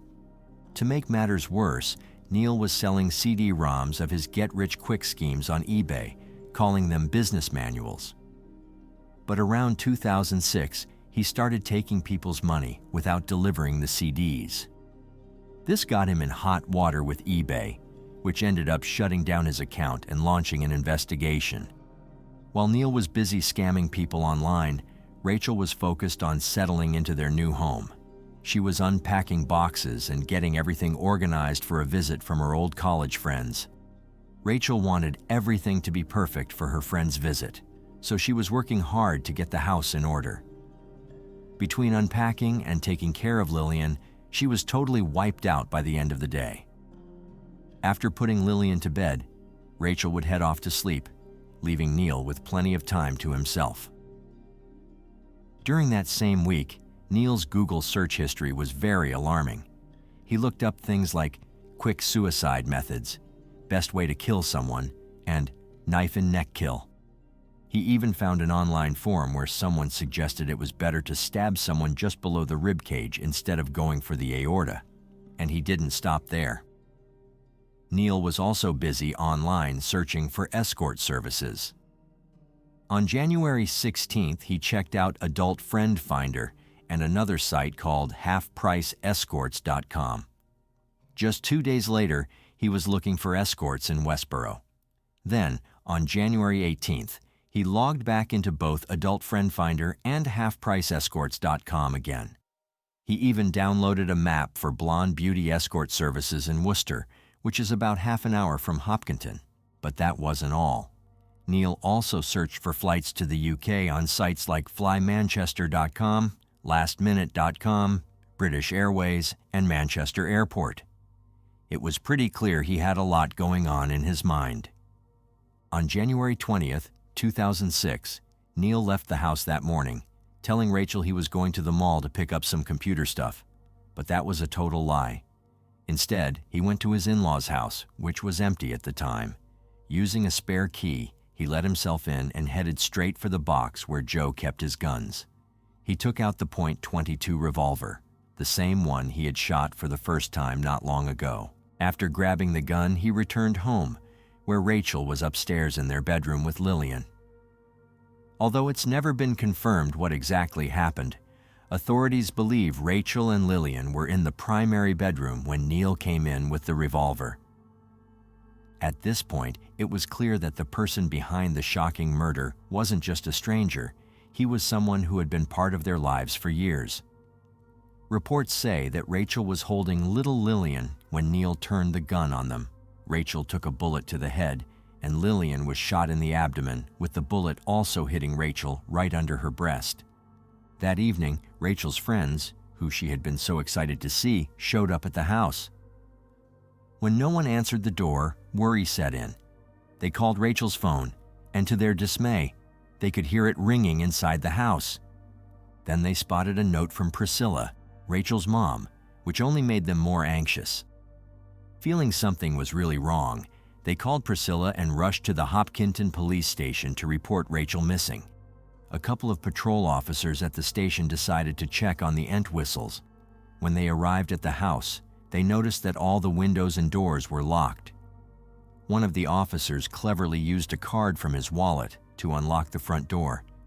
Inside, they found the TV still on, and the family dog, Sally, a basset hound, barking from her crate. At first, the officers worried that the family might have been affected by a carbon monoxide leak, but seeing Sally alive put that thought to rest. As they made their way upstairs, the officers heard classical music coming from what they guessed was Lillian's room. They also noticed a bathtub full of cold water, suggesting someone had been getting ready for a bath. In the master bedroom, the bed looked like it had been slept in, with sheets and comforters tossed carelessly. Still, no one was home. Noticing that the family car was missing from the garage, the officers ran the license plate to check if it had been involved in any accidents. That day, they didn't find anything suspicious. The authorities figured that maybe the Entwistles had to rush out for some emergency, since the plates were still on the table and there was no blood or anything strange around. But the friend who was worried about Rachel refused to leave without getting some answers. Even though it was freezing outside, she and her sister, who was also Rachel's friend, decided to park their car right in front of the Entwistle house and spend the night there. They had been warned not to go inside to avoid messing with any potential evidence. The next day, the patrol officers returned for another search of the house. This time, as they walked in, they were hit by a terrible smell. Following the stench upstairs, they made their way to the master bedroom, where the odor grew stronger. One officer decided to lift the covers on the bed, a crucial step they hadn't taken the day before. To their horror, he discovered a woman's foot. Pulling back the covers fully revealed the lifeless bodies of Rachel and Lillian. The officers quickly called for backup and the medical examiner, turning the Entwistle home into a crime scene. Meanwhile, the family's white BMW was located at the airport, with the keys still in the ignition. That same day, Rachel's parents received a call from Neil's father, Clifford. He shared that Neil had called him the day before, claiming he found Rachel and Lillian dead when he returned home from the mall.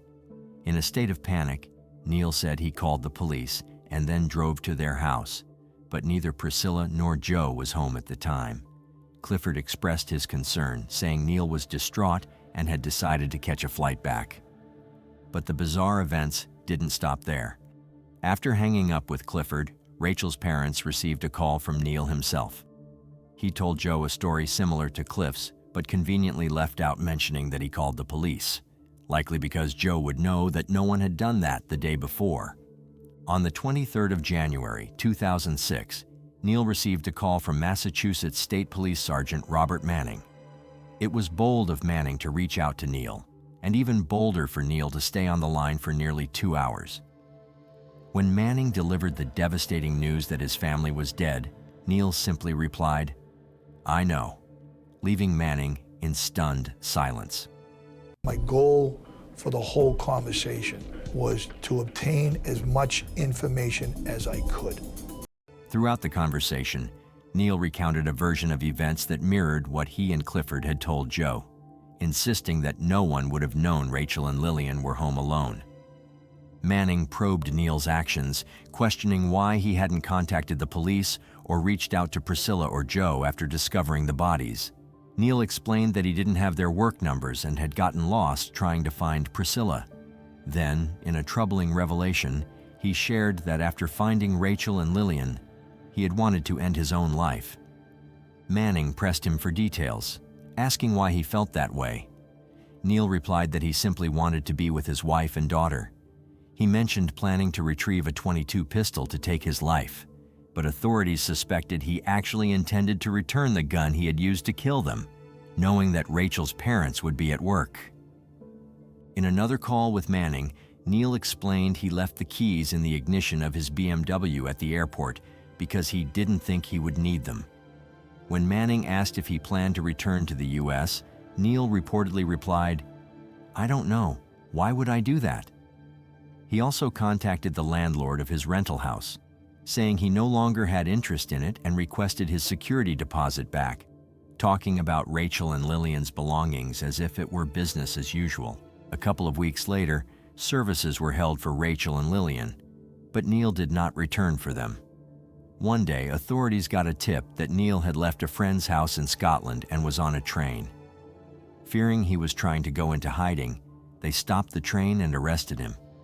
During the arrest, they found a news clipping about escort services, and it was later revealed that Neil had been browsing escort sites in the days following Rachel and Lillian's deaths.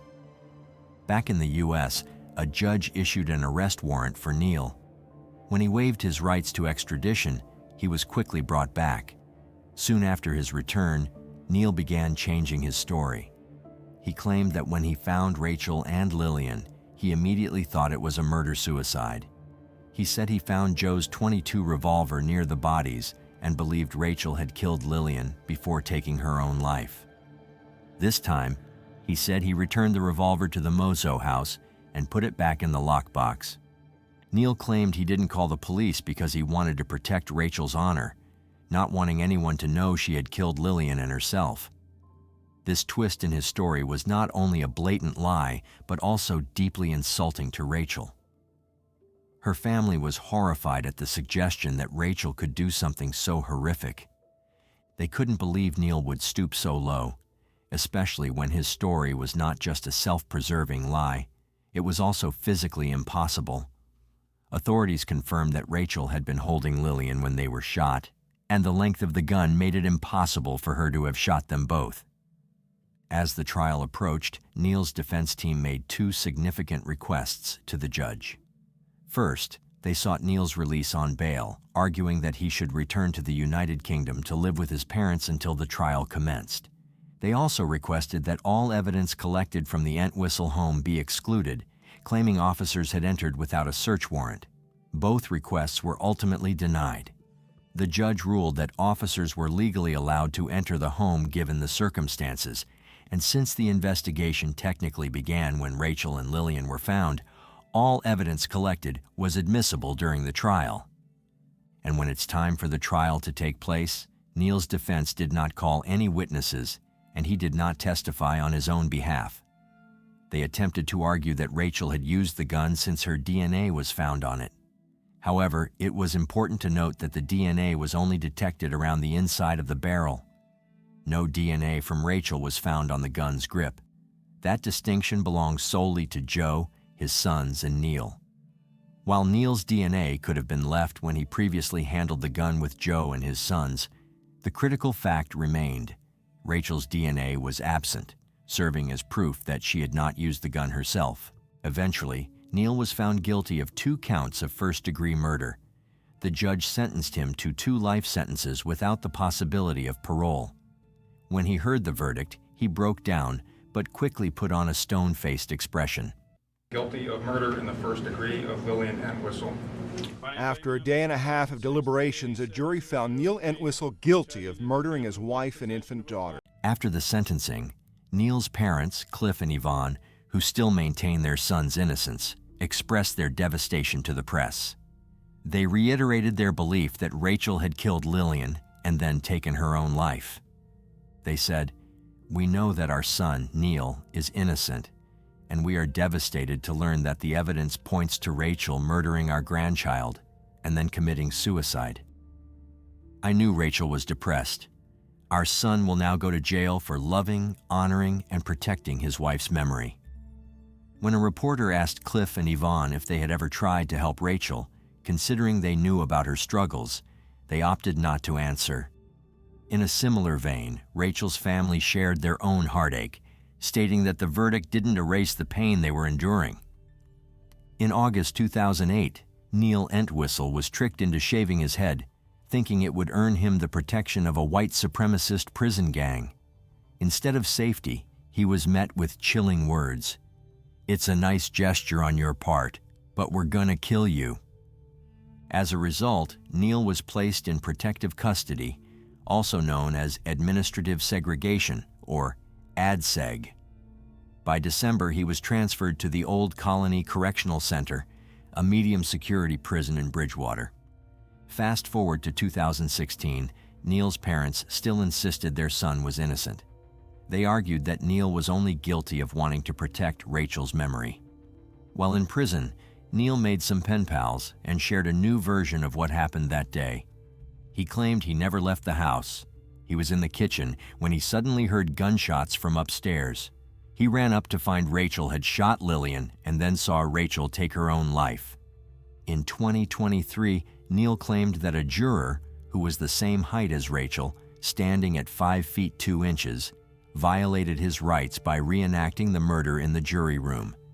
He argued that this reenactment wasn't following proper rules of evidence, and he has been pushing for a new trial, but his request was denied once again. It was clear that Neil was a deeply troubled individual, fixated on how others perceived him. This obsession ultimately brought about his downfall. Ironically, the man who desperately sought a lavish lifestyle now finds himself behind bars, with many people agreeing that he got what he deserved.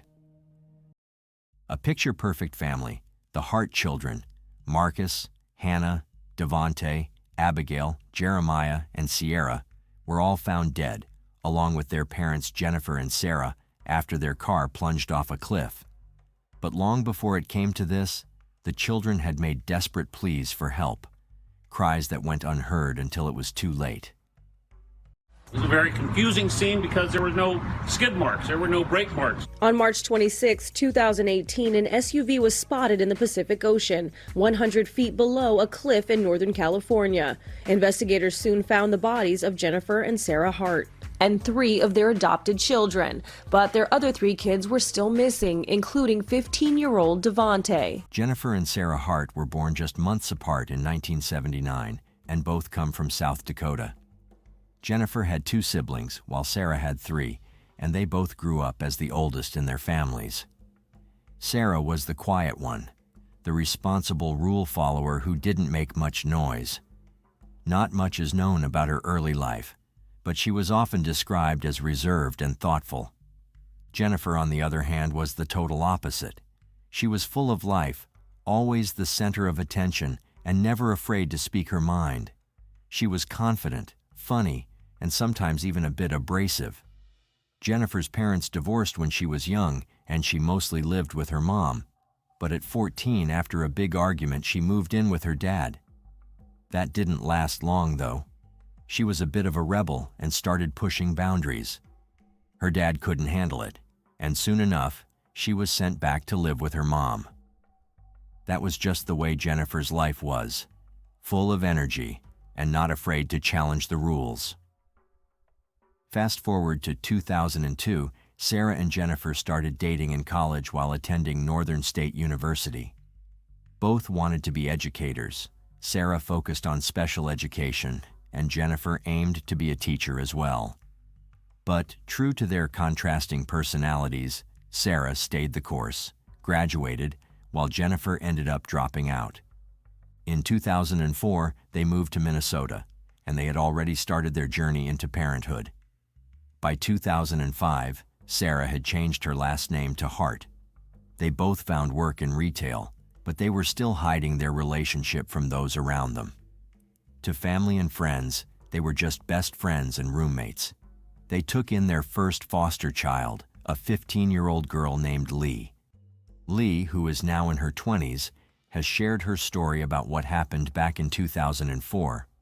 Friends of Jennifer and Sarah came forward later, saying that Jennifer claimed the 15-year-old Lee was eating out of the trash. One day, when they were taking Lee to her therapy appointment, the Hart women drove up, got her out of the car, and watched as she went into the building. Then, they simply drove away and never came back. Lee later said that she had no idea this was happening until her therapist told her she wouldn't be returning to Jennifer and Sarah's home. Instead, she was going to a new foster home. When she arrived at her new foster parents' house, all her stuff was already there, which made it clear that Jennifer and Sarah had planned to leave her behind all along. Lee had believed she would stay with them until she was 18. She also insisted she never ate out of the trash, and even if she did, it wouldn't justify what happened next. It was also reported that Jennifer and Sarah Hart claimed Lee was suicidal, and they didn't want that kind of negative energy around their adopted children. Not long after abandoning Lee, in 2006, Jennifer and Sarah took in 3 siblings through the Texas foster care system. The siblings were 8-year-old Marcus, 4-year-old Hannah, and 2-year-old Abigail. Sarah continued working as the manager of a department store called Herberger's, while Jennifer stayed home with the kids. Friends and relatives noticed some odd signs when they visited. The children never spoke. One relative described Jennifer as extremely strict, saying if the kids did anything she thought was wrong, she would snap her fingers and say, "Get in the corner, no food for you." The same relative noted that anyone who questioned Jennifer's parenting was cut off from the family. "Jen wouldn't have anything to do with you if you disagreed with her," they said. In June of 2008, the next 3 children, 5-year-old Devante, 4-year-old Jeremiah, and 3-year-old Sierra, were adopted. Tragically, it only took one small mistake to forever change the lives of these 3 children. But first, let's go back to the other kids. In 2008, a teacher noticed bruises on Hannah's left arm and questioned her about them. Hannah said that Jennifer had hit her with a belt. Within months of this incident, all the children were withdrawn from school. For the rest of the year, no charges were ever filed regarding the abuse. In 2009, Sarah, Jennifer, and all the children traveled to Connecticut, where the couple officially married in March. That same year, the Harts sent an email to family members announcing their plans to expand their family even further. Sarah was attempting to get pregnant, and in the email, Jennifer wrote, "After 10 years of talking about this, we have decided on a donor. This month will be the first time she will have done the actual procedure. It's kind of nerve-wracking." But in July, Jennifer sent another email claiming that the baby didn't make it. This raises the question, how could a young couple manage to raise 6 kids and pay for in vitro fertilization on a single salary? It turns out they were receiving between $400 and $500 per month per adopted child, plus Social Security benefits for 2 of the boys. This financial support made up a large portion of their income, which led some to believe it was the motivation behind their adoptions. In 2010, Abigail confided in a teacher that she had owies on her back and stomach. She claimed that Sarah and Jennifer had punished her after finding a penny on her, which they believed she had stolen. As punishment, They reportedly held her head under cold water while hitting her. When the police interviewed the other children, they all described similar patterns of punishment: spankings, being grounded, and having their food taken away. At this point in time, Sarah was the one working outside the home, while Jennifer, who was known for being cheerful but often described as harsh, stayed home with the kids. Jennifer handled the day-to-day tasks, including cleaning the house, taking care of the children, and getting them on and off the bus if they went to school. Many believed that Jennifer was the dominant force in the household, which led people to think that she had Sarah take the fall for incidents involving the children, including one where Abigail claimed that Jen was responsible. Sarah eventually pleaded guilty to assault and was given probation. In 2011, another incident occurred when Hannah told the school nurse that she hadn't eaten all day, which Sarah denied. Not long after this, all the children were withdrawn from public school again and began homeschooling. In 2011, Hannah told the school nurse that she hadn't eaten. This reportedly made Jennifer very angry, who allegedly responded by shoving a banana and peanuts into Hannah's mouth in a fit of anger.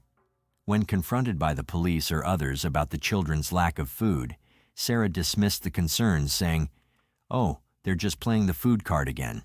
They're always playing the food card." Teachers also noticed that the Hart children were way too thin. When their growth charts were examined, it was discovered that all 6 kids were underweight and shorter than average for their ages. While it's not uncommon for some children to grow at different rates, the fact that all 6 kids who came from different genetic backgrounds were underweight was suspicious. As teachers began reporting concerns to Child Protective Services, the police started to investigate the Hart mothers. But once Sarah completed her year of probation, following a guilty plea to assault charges, the family quickly packed up and moved again. In 2013, they settled in West Lynn, Oregon. In West Lynn, the Harts rented a house with a small farm with goats and chickens. The family became well known in the local community, as they often attended music festivals where the children would dance and spread joy wherever they went. The Hart kids were described as having big smiles, radiant personalities, and an abundance of love, which made them loved by those who met them. Their happiness and loving nature were so infectious that even people who had never wanted children began to reconsider, as they were inspired by how precious and happy these 6 children seemed. But under the mask, the kids were in terrible danger, and no one realized it until it was too late. Now, Jennifer and Sarah would often say that the reason people kept calling CPS on them was because they were a same-sex couple. They believed that people were targeting them for this reason, and that's why they kept moving from state to state. On the surface, some folks might have believed them. They could see how it might look like they were being picked on just because they were different, raising all these adopted kids as a same-sex couple. But when investigators started talking to their friends and family, a different story came out. Those close to the Harts said they were worried about the kids.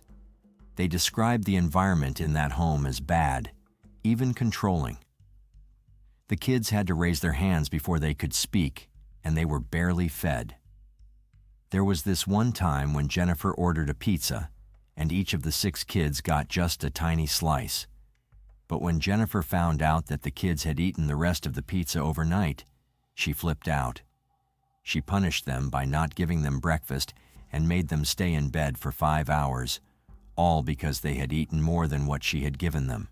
Friends and family also noticed other strange, strict behaviors, like how the kids always had to walk in single file and how harsh Jennifer could be. When anyone questioned her, saying things like, "Why are the kids being treated so harshly?" or "Why do they have to raise their hands to speak?" it was clear that something wasn't right. Back then, the interviews with the children didn't lead to any concrete evidence of abuse, which left the police unable to determine that the Harts were guilty of any wrongdoing at that time. Meanwhile, Jennifer Hart was creating a Facebook page that portrayed a picture-perfect, happy, and active family. The page was filled with photos and videos of the family at music festivals and on road trips. At that point, it was obvious that Jennifer and Sarah were using the children, especially Devante, to showcase their political opinions, opinions that were extremely pro-love and kindness. But while they publicly promoted these values, they were failing to show that same love and kindness to their children behind closed doors.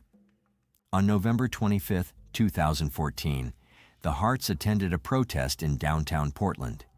The protest was in response to a Missouri grand jury's decision not to indict the police officer who had shot and killed Michael Brown in Ferguson just a few months earlier. During the protest, Devante was holding a sign that read, "Free Hugs," when an officer approached him and asked if he could have one. A freelance photographer captured the moment, and the resulting photo quickly went viral. As the photo quickly went viral, the family began receiving a lot of media interest, with television shows asking for interviews with Devante. But Jennifer refused these opportunities and claimed that she was protecting Devante's privacy. Jennifer later said that the family had received death threats, which led them to move out of the area. But the police never found any evidence to support these claims. It's more likely that the increasing public attention was unwelcome, as the Harts preferred to keep their family life hidden away from the public. In 2017, the family moved to Woodland, Washington, which was about 30 miles north of Portland, Oregon. But this move was different. They settled into a house on a 2-acre lot, with plenty of space and distance from any close neighbors. This isolation gave them even more control over the kids. The closest neighbors were Bruce and Dana DeKalb, who lived in one of the few neighboring houses. The DeKalbs realized that the family rarely came outside, and the curtains were almost always closed. And by March 23, 2017, they had called the police with concerns about the Hart children. The main worry was that the kids weren't being fed properly. They were all small and looked undernourished. For example, one girl who was 12 years old appeared to be about 7. When asked about her missing front teeth, the Hart mothers had a strange explanation. They claimed she didn't want them replaced. The whole situation seemed off, but again, it wasn't enough for authorities to take immediate action. The one girl who was 12 looked like she was 7. Both of her teeth were missing, front teeth, and we questioned, what's up with the teeth thing? And they said, well, she didn't want them replaced. We thought that was a little weird, but anyway, they were all very small. Very thin. Yeah. Then, in August of 2017, things escalated. Hannah, who was around 15 at the time, made a desperate move. At 1:30 a.m. in the morning, she jumped out of the second-story window of the Hart home. She ran as fast as she could to the DeKalb's residence and started banging on the door, clearly terrified. Bruce and Dana were shocked by her appearance. She was so thin that they mistook her for a much younger child, thinking she was around 6 or 7 years old. Shortly after, Jennifer arrived and took Hannah back home. 1:30 in the morning, the doorbell's ringing, and I answered the door, and then she was standing out there with in a blanket, completely covered in blackberries, because she had gone to that neighbor's house through the blackberries, and then they have a gate that locks that, so she ended up back over on our front doorstep. And at the time, I didn't know what to do, so What'd she say? She said that she said that she wanted us to take her to Seattle, and that they weren't treating her right. Don't make her go back. The following day, the entire Hart family showed up at the DeKalb house to apologize for the incident. Jennifer explained to the DeKalbs that the children sometimes acted out because they were all drug babies, implying that their behavioral issues stemmed from being born to mothers who had used drugs during pregnancy. Hannah later handed the DeKalbs a handwritten note, apologizing for her behavior and claiming that what she had said the previous night was a lie. When Dana DeKalb asked to speak with Hannah alone, Jennifer refused, insisting, "We do everything as a family." At first, the DeKalbs didn't want to get involved, but Dana's father grew increasingly worried about the children. A few days later, he decided to report the incident to 911. The dispatcher asked for more details, and Dana's father described how the girl, who he thought was about 12 or 13 years old, was terrified and begged the DeKalbs not to let her parents know she was there. When Jennifer eventually came to pick up Hannah, she brought all the children with her, and they stood at attention, looking scared to death. Dana's father also told the dispatcher, "I just can't let this go any longer. Those kids, I think, are in very serious danger." His instincts were spot on. He could sense that something was terribly wrong, and he was absolutely right to be worried.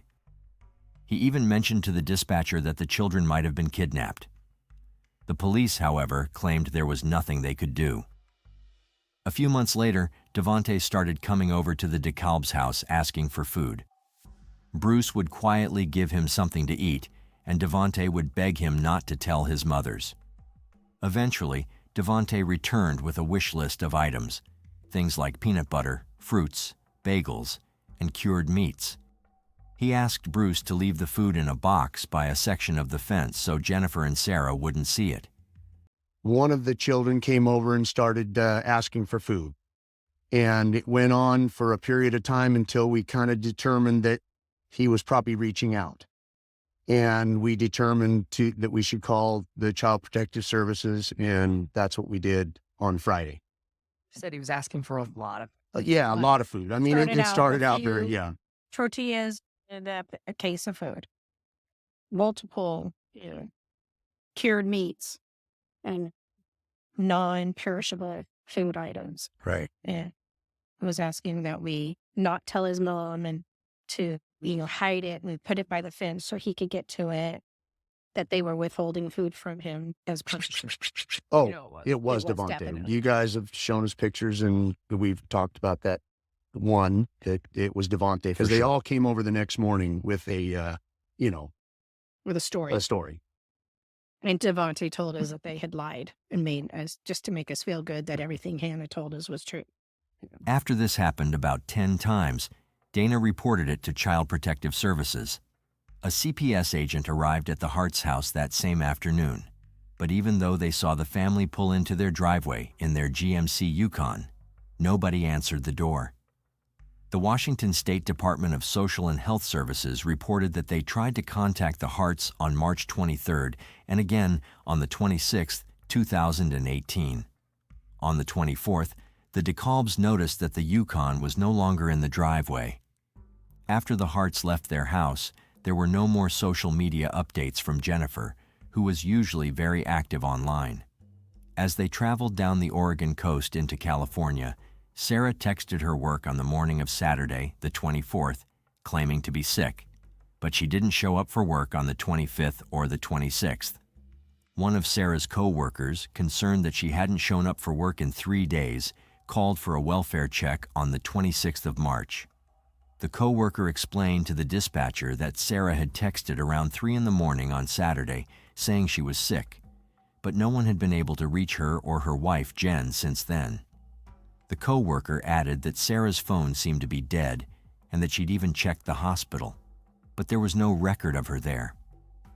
The dispatcher asked for more details, but the co-worker could only say that they were worried because it was unusual for Sarah to go off the radar like this. She also mentioned that Sarah and Jennifer lived with their 6 children. That same afternoon, a German tourist reported seeing a GMC Yukon lying on its roof at the bottom of a 100-foot cliff. When the police arrived at the scene, they found the bodies of Jennifer and Sarah Hart inside the vehicle. The bodies of Marcus, Abigail, and Jeremiah were discovered a few hundred yards from the wreckage, all of them dead.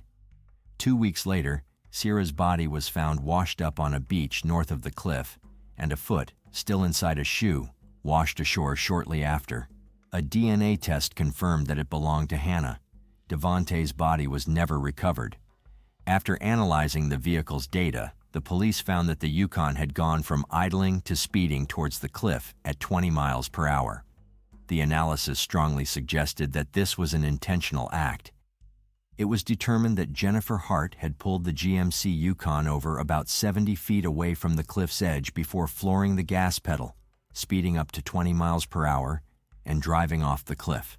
The car's onboard screen showed that Jennifer hadn't touched the brakes at any point during the fatal plunge.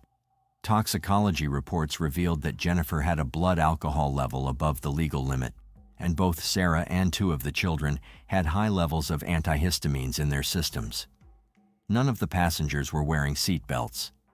After examination, the police found a series of disturbing Google searches in Sarah Hart's phone, which included questions about Benadryl, suicide, no-kill shelters, and methods of dying.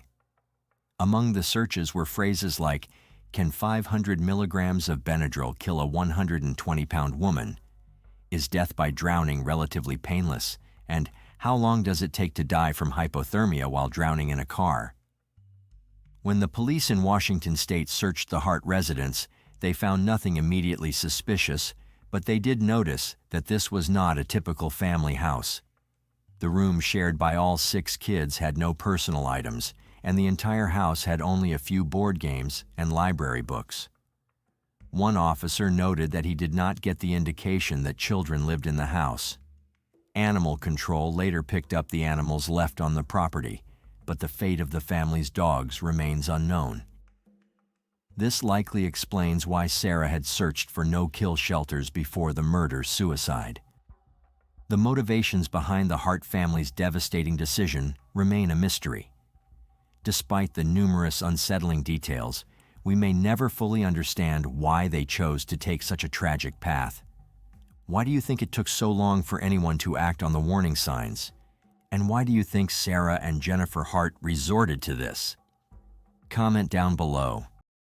No, they're all dead. What's the matter? They're all dead. I came home and they're all dead. Whereabouts are you? Every street. Oh, every street? 65 every street. They're all dead. Who's all dead? My family, they're all dead. Hurry up. On the 20th of June, 1994, 22-year-old David Bain called emergency services in Dunedin, New Zealand, saying that his family had been murdered. It was a case that shocked the nation not just when it happened, but several more times over the course of the controversial trial and equally controversial retrial that followed. To this day, public opinion is utterly divided on who killed the Bain family. With 2 seemingly obvious culprits and the potential existence of an unknown assailant that somehow escaped justice, the Bain family massacre commanded massive media attention, with a former Canadian Supreme Court justice weighing in and one of New Zealand's biggest sports stars campaigning to free the person initially thought responsible. Today, we're going to dive into this bizarre, brutal, and almost unbelievable case. First, we must take a look at the Bain family and how they were perceived by the people around them. The Bain family consisted of parents Robin and Margaret, and children David, Arawa, Laniette, and Stephen. Robin and Margaret lived in Dunedin, a relatively large town of about 100,000 people or so. They were both regular churchgoers and in fact met at a Presbyterian church in town, where they quickly bonded over their shared experience of coming from big families. As their friendship turned to romance, Robin and Margaret found out that they had something else in common. They both wanted a big family of their own. After dating for some time, the couple got married in 1969, when Robin was 33 years old and Margaret was 25. 3 years later, their first child was born, a boy named David that they both loved to bits. In 1974, when David was 2 years old, Robin and Margaret's small family grew with the arrival of a baby girl who they named Arawa. Around the time she was born, the family also happened to move to Papua New Guinea, where they stayed in the small city of Gorica. It's unclear why they left New Zealand behind for a tiny town of just a few thousand people. Papua New Guinea was a year away from achieving independence from Australia at that time, and it had a largely agricultural economy, a far cry from the well-developed economy and high quality of life that Robin and Margaret might have been used to in New Zealand. This decision might stem from their passion for Papuan culture, with many people that knew them reporting that they loved collecting traditional artifacts. They apparently loved the local culture and had no trouble integrating, with their kids later identifying as Papuans more than New Zealanders. Over the next 6 years, Robin worked as a teacher trainer while Margaret studied anthropology, all while they worked towards fulfilling their dream of having a big family. Their second daughter, Laniette, was born in 1976, with the youngest child and second son, Stephen, being born in 1980. The Bains developed a bit of a reputation for having a chaotic household. People that visited noticed that the whole house was usually in a state of disarray, and that the children were often running around completely naked. Witnesses say that this was largely the result of Margaret's hands-off parenting style. While Robin was the family's sole breadwinner for the most part, Margaret had the final say in all domestic matters. However, it's fair to say that Robin likely accepted or even encouraged Margaret's parenting style, at least at first. One piece of evidence that confirms this is a psychological evaluation that Margaret requested after growing concerned about her family's unconventional lifestyle. The assessor noted that Robin and David showed signs of extreme emotional detachment, but the family's lifestyle remained unchanged. In 1980, with the family of 6 now complete, the Bains moved once again to the Papuan capital of Port Moresby, where Robin got a job teaching short courses for adult students. They spent 8 years in this rapidly growing city, which had a population larger than that of their hometown of Dunedin. They most certainly made Papua New Guinea their home and were fully immersed in the culture. And yet, for some reason, the Bains decided to uproot themselves after 14 years in the country to return to Dunedin in 1988. Why would they leave their life behind so suddenly? There is no clear-cut answer to this question, only theories based on the events that followed and witness testimony. And if these theories were true, the reason behind the move may have been truly dark and demented beyond imagining. Life was not easy for the Bains after they returned to Dunedin. They had a family home there, but it had fallen into disrepair during their decade-and-a-half-long stint in Papua New Guinea, and they didn't do much to fix it up even after years of living there. What's more, the children had spent their entire lives in Goroka and Port Moresby, so they might have felt like outsiders in their own native land. Robin went through perhaps the most difficult transition of all. He'd enjoyed steady work and a relatively lucrative career in Papua, but he had trouble finding a job back in Dunedin. Eventually, he had to settle for a job as the principal of an elementary school in Taieri Beach, a small fishing village of just a few hundred people. Even though Robin had the top job at the school, it was a serious step down from the work he'd done in Goroka and Port Moresby. For one thing, there were reportedly just 2 other teachers at the school, and a student population that likely numbered in the dozens.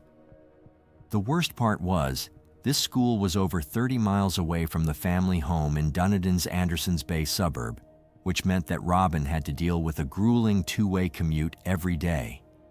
Margaret seemed to deal with all of these massive changes by embracing spiritualism.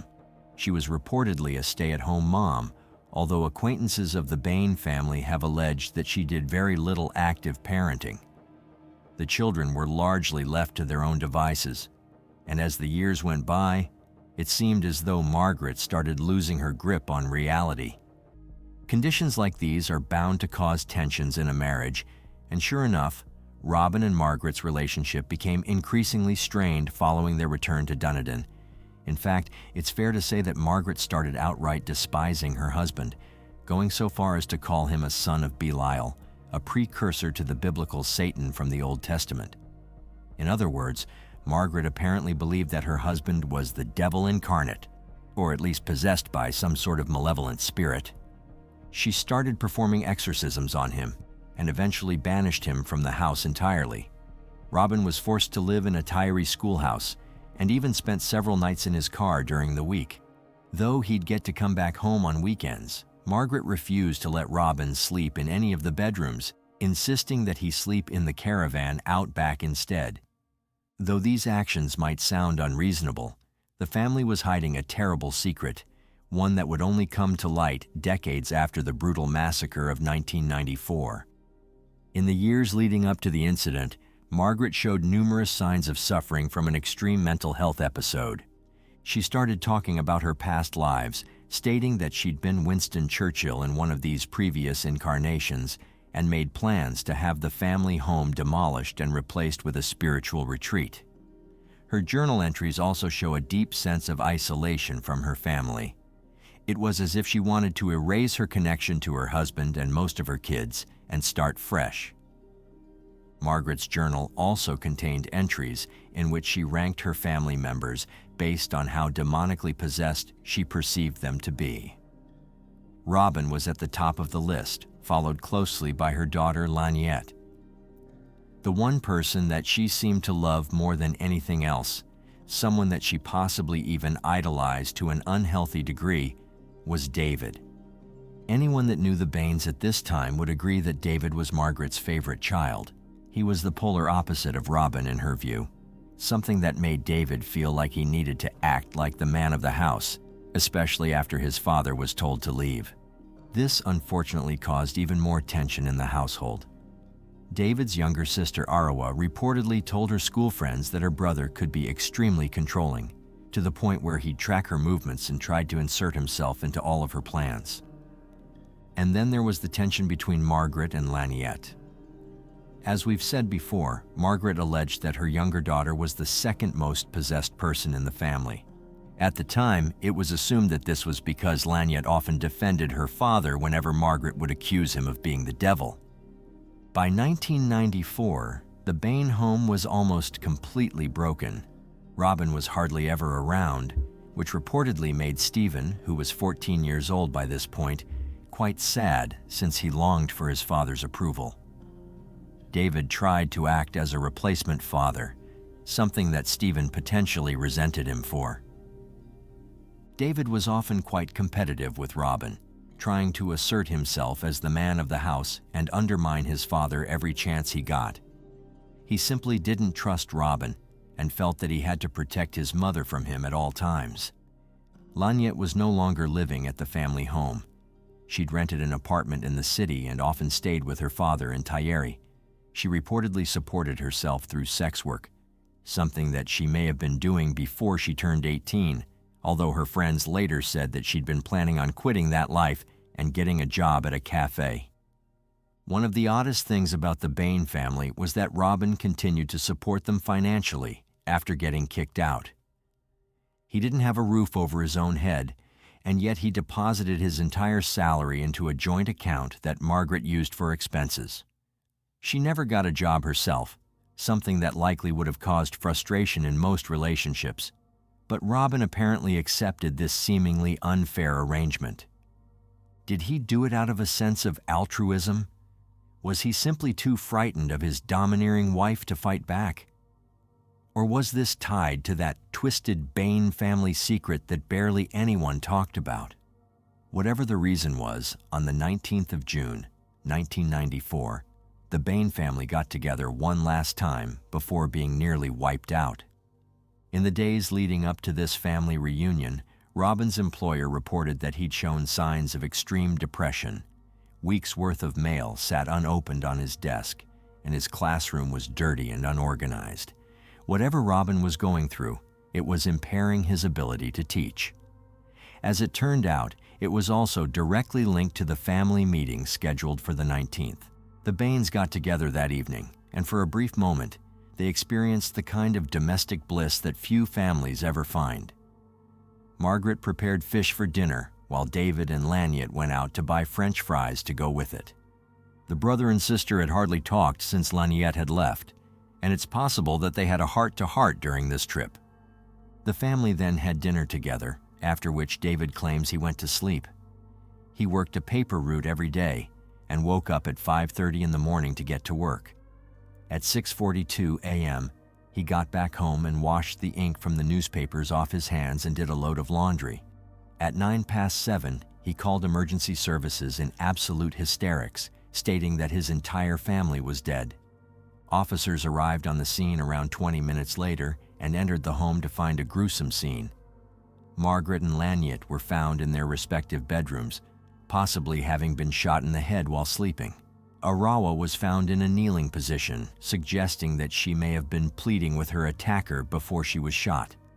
Stephen was found in his bedroom, which was a curtained-off section of Margaret's own room, and there were signs that he'd fought back against his attacker. Finally, Robin was found in the living room next to a .22 caliber rifle with a silencer attached.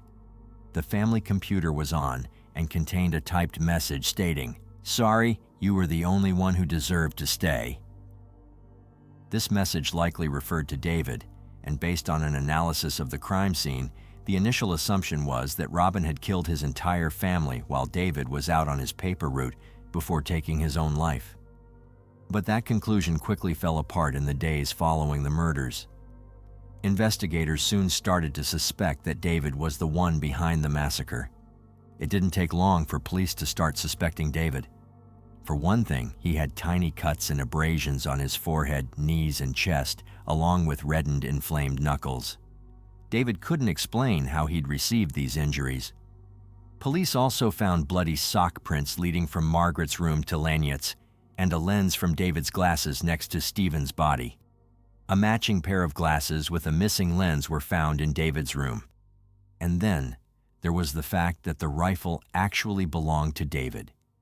It was registered under his name, and he claimed that he was the only one that knew the combination to the safe it was kept in. Perhaps the most damning question of all is what happened in the almost half hour between David coming home and him calling the police. Did he simply not notice that his entire family had been slaughtered? Or was there something more sinister at play? As for the supposed suicide note, a forensic analysis revealed that the computer had been turned on at around 6:44 a.m. This meant that there was time for someone other than Robin to write the note. The prosecution presented this to the jury, stating that David was the one who typed it out after murdering his family. There certainly was quite a bit of evidence against him. Much of it was circumstantial, but when put together, it created a compelling case, one that the jury seemed to agree with. 4 bloody fingerprints were found on the rifle, all of which belonged to David. There was also a green sweater in the load of laundry David did after coming home, one that had a massive blood stain on it and whose fibers were found under Stephen's nails. David initially claimed it was Arawa's, but then changed his statement to claim that it belonged to Robin. One of Margaret's friends also revealed that she'd confided in her in the days before the murder. Margaret was reportedly concerned that David had gotten too controlling, and he seemed to have strange, dark premonitions and violent hallucinations. Were these allegations part of Margaret's larger mental health episode, or was there some truth to them?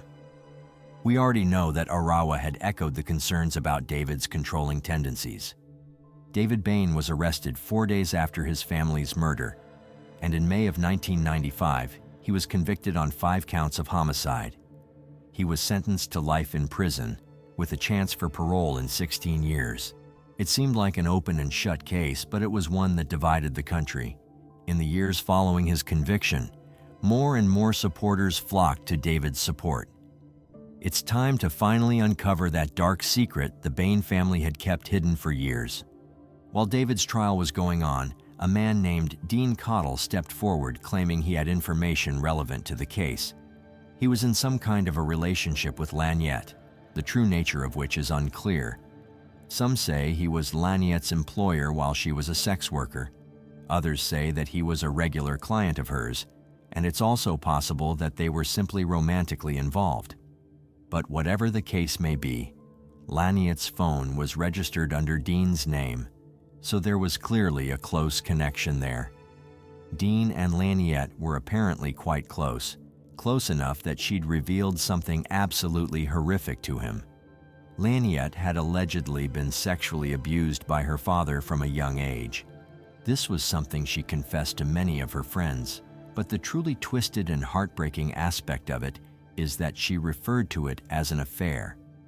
Due to her father's grooming and the power he held over her, Laniette seemed to view the incestuous sexual abuse she was suffering as a relationship of some kind. Laniette had also reportedly gotten pregnant from her father's abuse when they were still living in Papua New Guinea. It is important to note that she was 12 years old when they returned to Dunedin, which means that the abuse had started potentially much earlier than that. It's also possible that the sudden move back to Dunedin was prompted by this pregnancy and the abortion that followed. This would explain why Margaret's mental health plummeted in Dunedin and why she referred to Robin as a devil. Her negative feelings toward Laniette, despite her being a victim of sexual abuse, may have been influenced by Laniette's defense of her father. She was still in her early teens when Margaret and Robin fell out, and since she hadn't yet realized that what her father was doing to her was sickening and reprehensible, she defended him much to her mother's dismay. But the thing is, Laniette had started to come to terms with the abuse just a few weeks before she was murdered. She'd started to see it for what it truly was. And as it turns out, many witnesses say that she was the one that called the family meeting to tell everyone about what her father had done. It was part of her new lease on life, coinciding with her desire to leave sex work behind and get a job at that cafe. Dean signed an affidavit concerning his allegations, but his testimony was dismissed as hearsay and not included in the trial. In the years that followed, a national rugby star turned lawyer named Joe Karam started campaigning on David's behalf, and on May 15, 2007, after spending 13 years in prison, David was released on parole pending a retrial. The new trial began in June of 2009 and cost over $2 million, making it the single most expensive case in New Zealand's history. Significant evidence that had been deemed inadmissible in the previous trial was brought to light, such as wounds on Robin's hands that indicated he'd hastily tried to reload a rifle. 3 months later, the jury deliberated for less than a day before acquitting Bain of all charges. In 2011, retired Canadian Supreme Court Justice Ian Binney was asked to review the case and weigh in on whether or not David deserved compensation. He stated that Dunedin police had made significant errors on the day of the incident and that David was entitled to compensation due to the extraordinary circumstances. To this day, the truth behind the massacre remains unclear. Robin and Laniette are long dead, and so the claims of abuse can neither be confirmed nor denied. Some question David's innocence, pointing to him having the sole key to the rifle safe, and other evidence that paints him as the guilty party. Others say that the family's behavior suggests that Laniette truly was being abused. Either way, Laniette wasn't able to live the life she wanted, nor were Arawa and Stephen, and Margaret took her grievances to the grave. So what do you think of this case? Was David Bain a cold-blooded killer who framed his father? Or was Robin Bain a disturbed man who spared his son for reasons we may never truly understand? Born in 1992, Kendrick didn't have the kind of comforts that kids need. Instead of a warm, loving home, the future criminal had to deal with an endless series of sexual, physical, and emotional abuse. By the age of 12, Kendrick was already showing signs of extreme mental and physical distress. He weighed just 59 pounds, about 2/3 as much as other boys his age. Later on in life, the culprit would be diagnosed with severe schizophrenia, which might have manifested in him hearing voices and seeing things that weren't there. It's hard to imagine just how scary this was for a 12-year-old, especially one that felt so unsafe in his own home.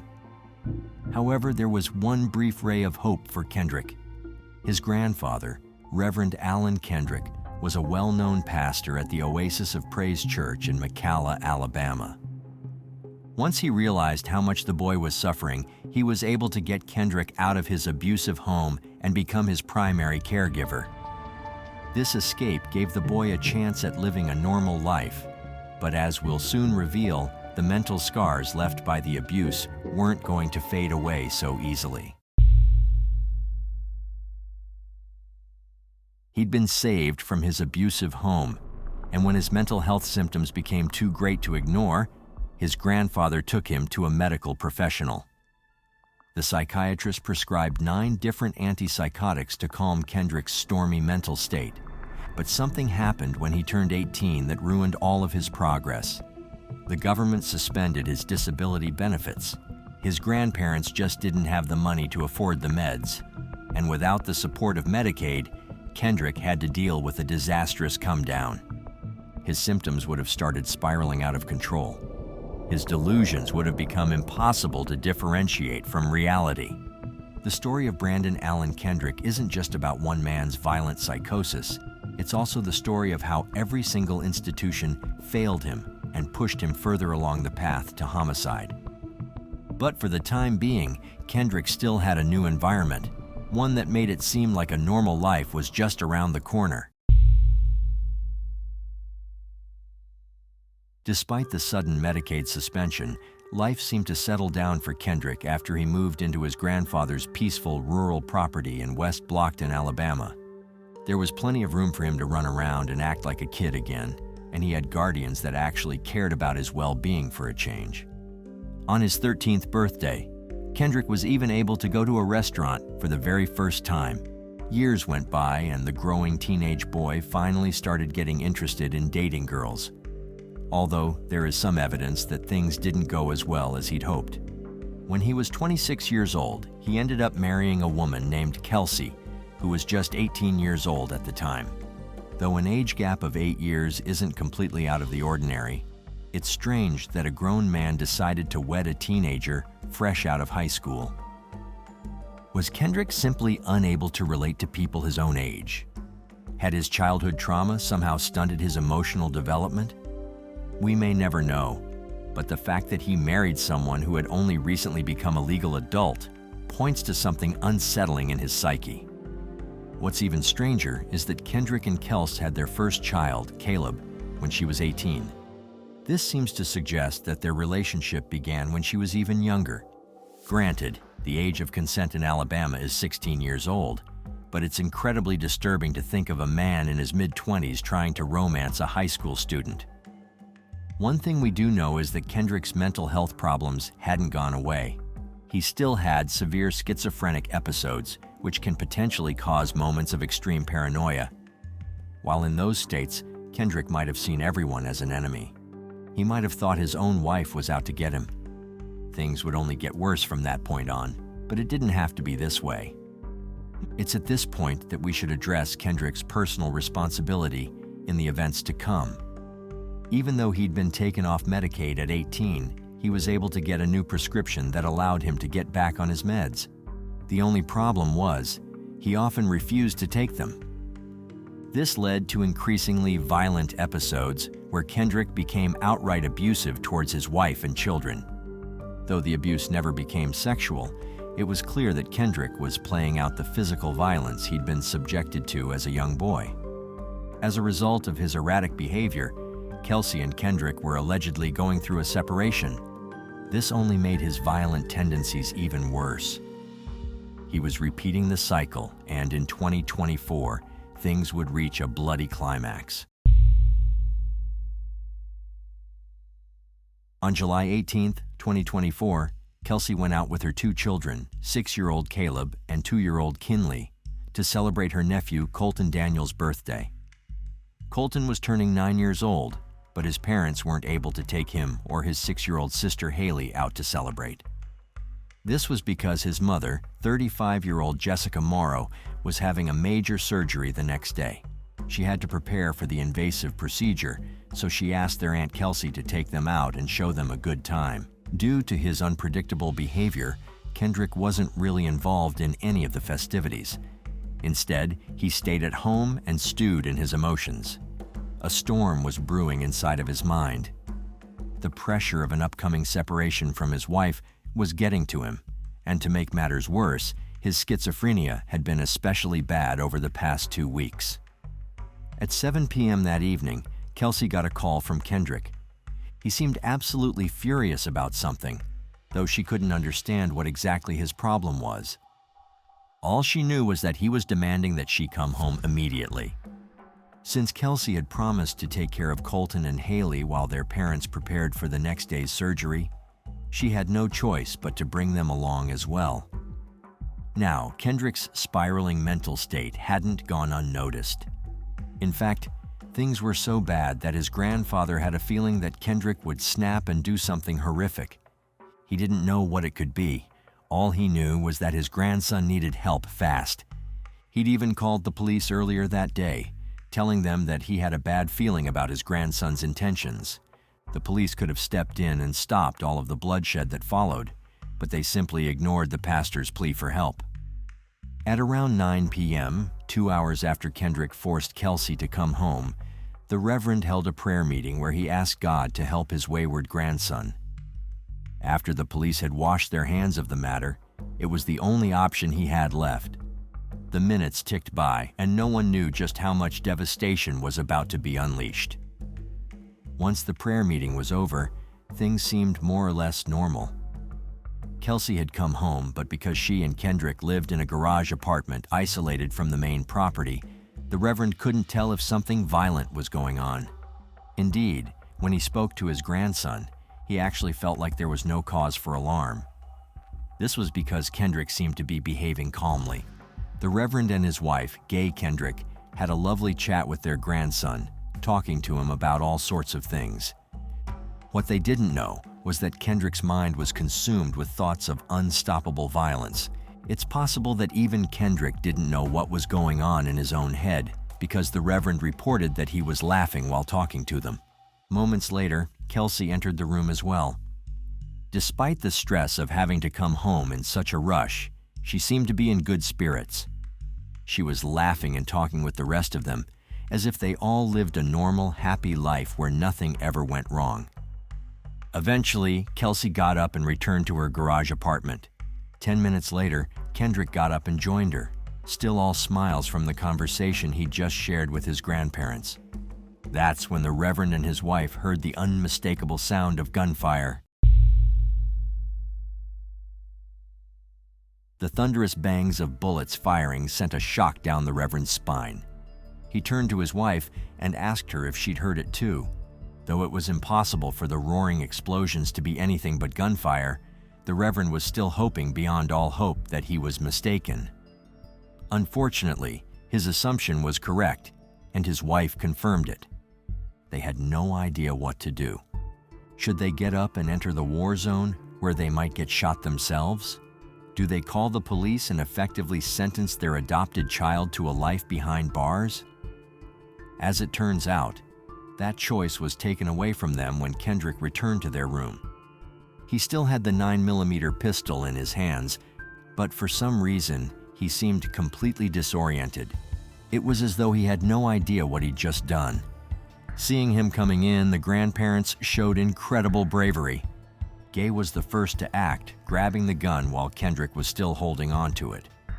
This led to a shot going off, but by some miracle, it completely missed Gay.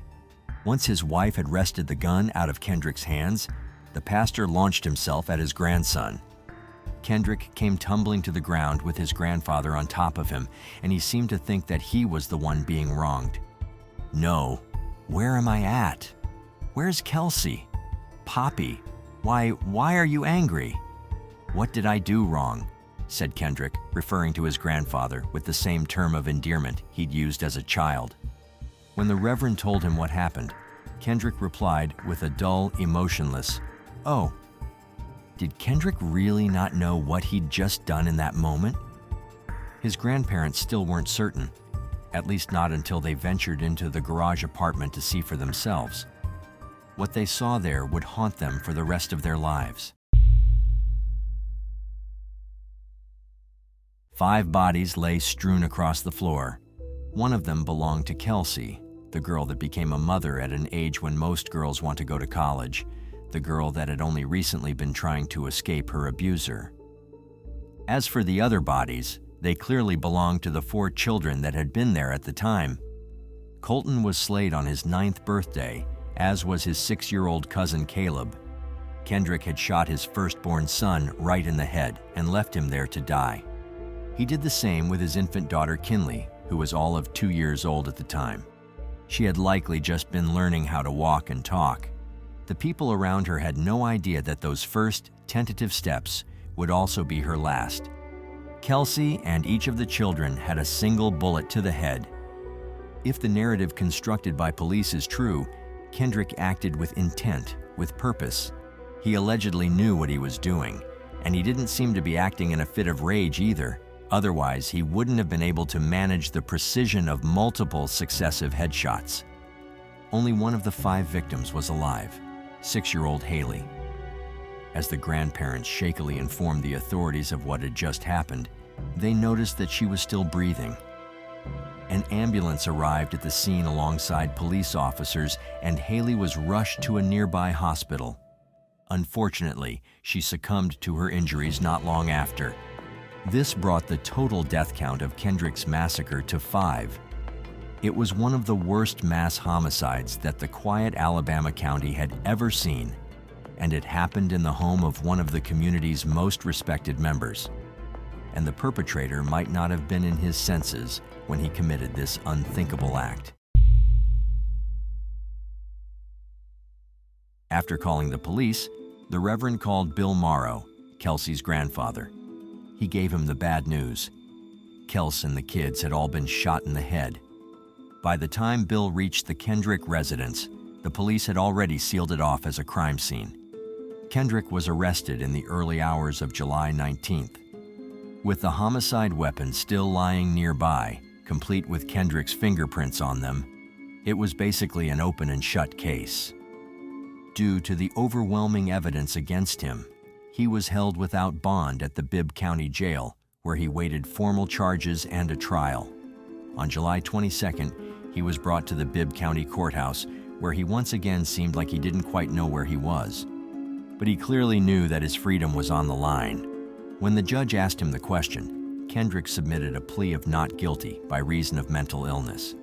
This might have been a strategy suggested by his lawyer, but it nevertheless shows that Kendrick was capable of telling right from wrong. Despite the pastor's assertions that Kendrick had been spiraling for a while, the neighbors told a different story. Cameron May, who lived right next door to the Kendricks, said that Kendrick seemed perfectly normal in the lead up to the incident. After skipping out on church for a while, he'd apparently started going again, indicating that he was trying to get closer to God. May spoke about meeting Kendrick at the local Dollar General, where he went about his grocery shopping without a care in the world. Could there really have been a homicidal impulse hidden behind that calm, cheerful demeanor? Was the shooting premeditated, or did Kendrick decide to do it in the spur of the moment? And regardless of that, where did this desire to slay his own wife and children come from in the first place? These are all questions that authorities are struggling to answer, and chances are they won't find these answers anytime soon. With the next court date set for the 26th of September, we'll just have to wait and see what other evidence comes to light. Maybe the story will start to make sense once the prosecutors lay it out in front of a judge, or maybe it'll just make matters all the more confusing. But one thing's for sure, a family was destroyed that night, and the people left behind will have to deal with that loss for the rest of their days. What do you think of this case? Do you think Kendrick will get the sentence he deserves? Or will the judge give him a pass because of his mental illness? Deputies arrived and found really a tragic scene is really the best way to put it. Failing a test is disappointing, but would you really go so far as to kill your entire family just to avoid getting in trouble? In the early hours of October 21st, 2024, a chilling 911 call came in from a distressed 15-year-old claiming his brother had murdered their entire family before turning the gun on himself. What he didn't realize, though, was that another call had also come in from the same neighborhood, saying that this same 15-year-old had actually shot everyone in their family, including his 11-year-old sister, who escaped by playing dead. Detectives and lawyers have dealt with countless cases of youth violence, but this one truly stands out. And no, we're not trying to downplay it. It's a truly heartbreaking story. We're not even done with the year, and here we are, facing another heartbreaking case from King County, Washington, the Humiston family case. This is a recent and ongoing case, and we approach it with the utmost respect. In this documentary, we'll carefully examine the details currently available, including media reports and law enforcement probable cause documents. It's important to recognize that while the accused has been charged under U.S. law, he is innocent until proven guilty. We'll continue to update you as more information becomes available. Our deepest condolences go out to the family and friends of the Humiston family and all those affected by this tragic case. That young man is going to be booked today into the King County Youth Center. For lack of a better term, that's the juvenile jail for King County, and that's where that young man will be. Notifications have been made to family members. I think by now, most neighbors have figured out that this is a significant event. We are going to be here as an investigative team. To kick things off, the Humiston family had 7 members, creating a lively and bustling household. They looked just like any other normal family, happily living in their charming home in the beautiful Lake Alice neighborhood. Now, Lake Alice is a neighborhood located in Snoqualmie, Washington, near the city of Falls City. It's a suburban area known for its stunning scenery and easy access to outdoor activities.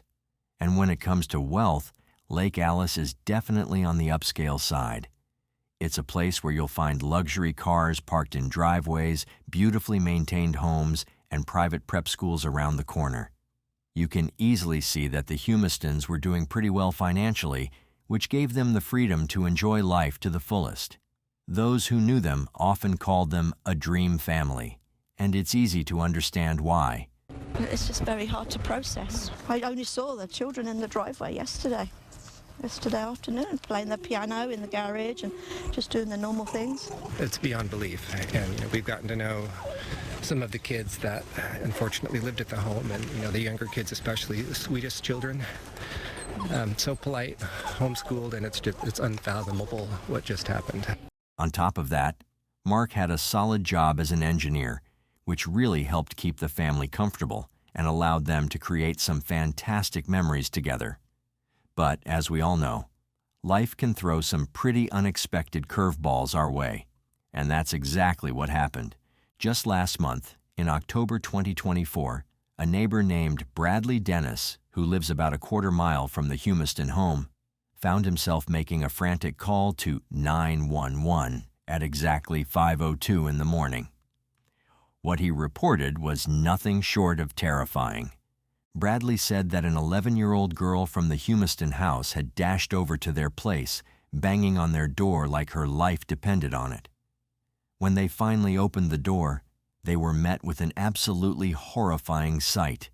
She had gunshot wounds on her neck and one of her hands. It was a scene that no one ever wants to witness, especially at such an early hour. The girl's name hasn't been made public for her safety, but we'll call her BH. According to Bradley, BH told them that her whole family had been shot and that everyone was dead. The dispatcher, trying to piece together what had happened, asked BH if she knew who was responsible for this terrible tragedy. BH responded, shaking with fear, that she had heard the chilling sounds of gunshots and screaming. Then she caught a glimpse of her 15-year-old brother's face. He was the one who had shot their family. Looks like we have a neighbor who's calling in as well. They're advising a female from this house came to his home. They advise that there are family members who were shot at. BH bravely recounted how she held her breath and played dead, hoping against hope to survive the terrifying situation. As for the 15-year-old involved, his name hasn't been made public, but for the sake of clarity, we'll call him Drew. By the way, I post true crime and new cases here every day.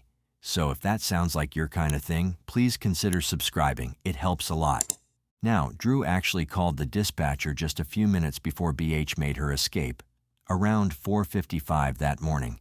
Reports say he sounded really out of breath and claimed, "He just shot my whole family and committed too." But here's where things get complicated. During his conversation with the 911 operator, Drew allegedly claimed that his brother, Benjamin, had murdered their family and then taken himself out. He said he was hiding in the bathroom on the main floor, shaking with fear. Drew even threw out a possible motive for Benjamin's actions, saying his brother had been caught looking at pornography the night before and was about to face some serious consequences. He insisted he called 911 about 10 to 15 minutes after the last shots rang out. However, what's really chilling is that it seems Drew might have been the one behind the whole thing, and had crafted a plan to make it look like Benjamin was the culprit. In the official reports in BH's account, it was noted that she and her 7-year-old sister, Catherine, shared a room. BH slept in the top bunk while Catherine was below. They were jolted awake by the sound of gunshots, and when BH peeked out of their bedroom door into the hallway, she was horrified to see her 9-year-old brother, Joshua, and their dad, Mark, who was 43 at the time, lying in the hallway. BH described seeing blood on her dad's head and in Joshua's mouth. Just then, she saw Catherine get up and walk into the hallway from their bedroom, and that's when BH heard another gunshot and watched in terror as Catherine fell to the floor. BH was in a state of sheer terror when she suddenly saw Drew burst into her room, gun in hand, pointing it directly at her. In a split second, he fired the weapon, and BH felt a sharp pain as a bullet struck her in both the hand and the neck. She recognized the gun immediately as her dad's silver Glock handgun. She remembered Drew wearing a checkered shirt that day, a detail that stood out in her mind amidst the chaos. What's truly unsettling is that after BH had allegedly been shot, she heard those frantic cries of "stop" and "help" echoing in the background. It felt so surreal, like something ripped straight from a horror movie. Then she thought she heard her dad's phone ringing, and it seemed like someone was talking on the other end. In that moment, it hit her hard. Drew was trying to stage the whole thing. She even saw him leaning over the 3 bodies in the hallway, touching their necks and chests as if checking for signs of life. That image would haunt her forever, a traumatic experience that would likely take years to heal from. As if the situation couldn't get any more horrific, Drew walked back into her room. In that split second, BH realized her only chance of survival was to play dead.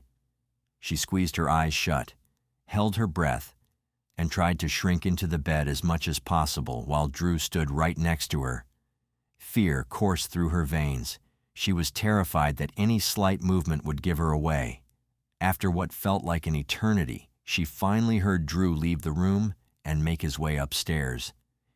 Even then, she could faintly hear him talking on the phone, and it struck her as odd to be having such a casual conversation in the midst of such chaos.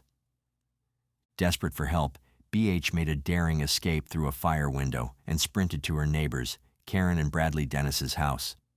As she burst through their door, a wave of mixed emotions crashed over her, relief that she had finally gotten away, but an overwhelming fear about everything that had just transpired. It all felt like something out of a nightmare.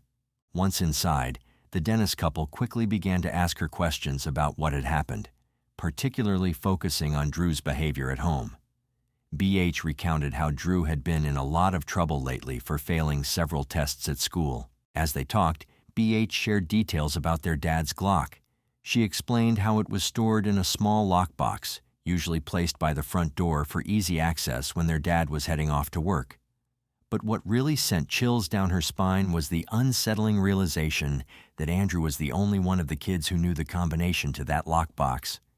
When the police rolled up to the scene, they spotted Drew right away and swiftly arrested him in the driveway. Upon entering the house, they noticed a small, open gun lockbox and an empty pistol holster sitting on a bench just to the right of the main entryway. The home's layout opened up into a kitchen and dining area, with stairs leading up to a loft or family room and another set going down to a daylight basement featuring 3 bedrooms. Descending the stairs, they caught sight of what looked like the boys' room on the left, complete with a bunk bed and a single bed. Attached to that room was a bathroom, where a black and white checkered shirt lay crumpled on the floor near the shower. As they continued down the stairs, 7-year-old Joshua Humiston was found lying on the left side, with Mark sprawled partially over Joshua's legs. In the right corner of the hallway, 7-year-old Catherine was slumped over, and all 3 were surrounded by a shocking amount of blood. To the right, at the bottom of the stairs, was the girls' room, also featuring a bunk bed. From this angle, blood could be seen smeared across the blanket and pillow of the top bunk. At the far end of the hallway, 13-year-old Benjamin was lying on the ground, his head turned to the right, with his feet pointing towards the master bedroom. According to the report, he had a clear bullet wound on his left cheek and a significant pool of blood pooling around his head. He was clutching a black Glock handgun in his left hand, resting on his chest. But oddly enough, there were no signs of blood spatter on either his hand or the gun. Stepping into the master bedroom, they found a big pool of blood on the carpet to the right of the bed, which stretched into the ensuite bathroom. The bathroom door frame was all splintered up, like someone had locked it and then forced it open from the bedroom side. On the back of the bathroom door, there were several blood smears that looked like handprints. A single fired 9mm shell casing was hanging out in the bathroom sink. Near the toilet, Sarah was found folded forward on the floor in a large pool of blood. Along with the casing in the sink, there were multiple fired shell casings scattered all over the lower-level hallway, with a few fired projectiles lying around, including one stuck in the wall at the end of the hallway between the kids' bedrooms. The day after the murder, the medical examiners got to work on the family members, and the findings were pretty intense. Mark, the dad, had 4 gunshot wounds, a grazing injury on his left shoulder, a penetrating shot in his left armpit, another one in his right lower back, and a serious shot to the lower back of his head. The doctors also found that Mark had aspirated blood in his lungs, and they recovered 3 bullets from his body during the autopsy. Then there was Joshua, who suffered a single perforating gunshot wound to his forehead, with the bullet exiting from the back of his skull. Catherine had a similar fate, with 1 gunshot that traveled from the left to the right side across the top of her skull. Sarah, the mother who was just 42 years old, endured a perforating gunshot injury that entered behind her right ear and came out through her left cheek. She also had another penetrating injury to her left eye eyebrow that lodged inside her skull, which was recovered during the autopsy. But the most shocking case was Benjamin's. He had a penetrating gunshot wound to his left cheek, where the bullet traveled from left to right at an upward angle through his brain, ending up lodged in the upper right side of his skull. What stood out was that there was no scorching or stippling around his wound, suggesting the shot was fired from more than 24 inches away. Dr. Lacey, the chief medical examiner, noted a second gunshot wound behind Benjamin's right ear that showed stippling on his ear, face, and scalp. This wound was estimated to have been fired from a distance of 6 to 24 inches. As for BH, she was rushed to the hospital for immediate treatment and has since been released. Her teacher reported that she's doing okay physically, but mentally and emotionally, she's still really struggling. It's going to take a long time for her to cope with everything that happened. With all that in mind, Drew has been hit with 5 counts of first-degree murder and 1 count of attempted murder. Right now, he's in custody at the Clark Child and Family Justice Center, which is specifically for kids, as stated by the King County Prosecuting Attorney's Office.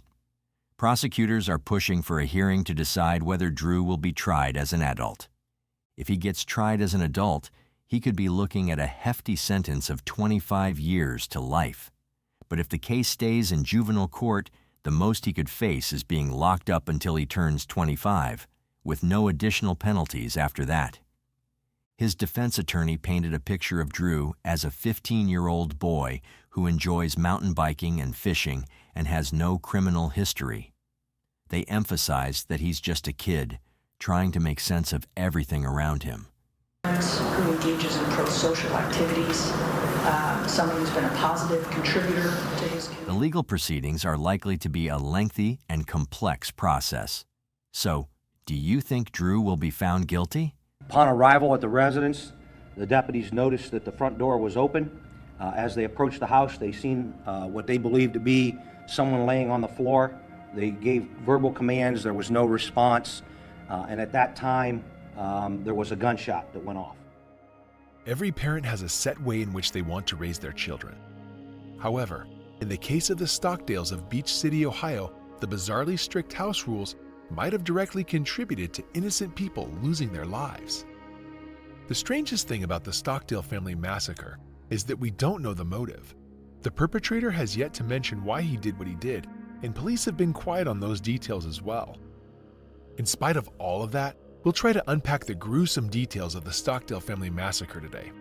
It's a case that reveals just how much darkness can be hiding beneath the surface of a seemingly happy family, and how the darkness can build up and violently explode without any warning. The Stockdales were a deeply religious family that decided to move away from the city. Tim and Kathy Stockdale wanted their children to internalize wholesome Christian values, and they felt like the best way to do this was to isolate their children from the real world. The family moved to a remote farm in Beach City, Ohio, where they raised their 4 sons, Calvin, Charles, Jacob, and James. By all accounts, Kathy was a very strict mother. She instituted a series of rules that the boys had to follow, otherwise they'd be punished, and rewarded them for following the rules with meager prizes like being able to listen to a radio show. We moved out to the farm to develop wholesome values in our children. The day we moved, we heard gunshots in our neighborhood, and I knew we had made the right decision. That's not to say that the family was completely without joy, of course. Kathy and Tim loved bluegrass music, and their children showed a lot of musical promise from a young age. Jacob especially became a fiddle-playing prodigy, learning how to play the instrument at an age of 7 and mastering it before he hit puberty. As a result of this talent, Jacob won awards all across Ohio. He even became Ohio State Grand Fiddle Champion in 2012, a few years after a certain event that likely sowed the seeds of the homicides to come. The Stockdales eventually formed a family band, with Calvin playing the banjo, Charles the mandolin, James on the upright bass, and Jacob on the fiddle, of course. Their father Tim fronted the band on guitar and as the main vocalist, though all of the sons sang from time to time. Oh, Lordy, Mama, got him in the bottom of the river, sheet. When the whistle blows, I gotta go. Well, Mama, let's go, man. Suck a back, red train.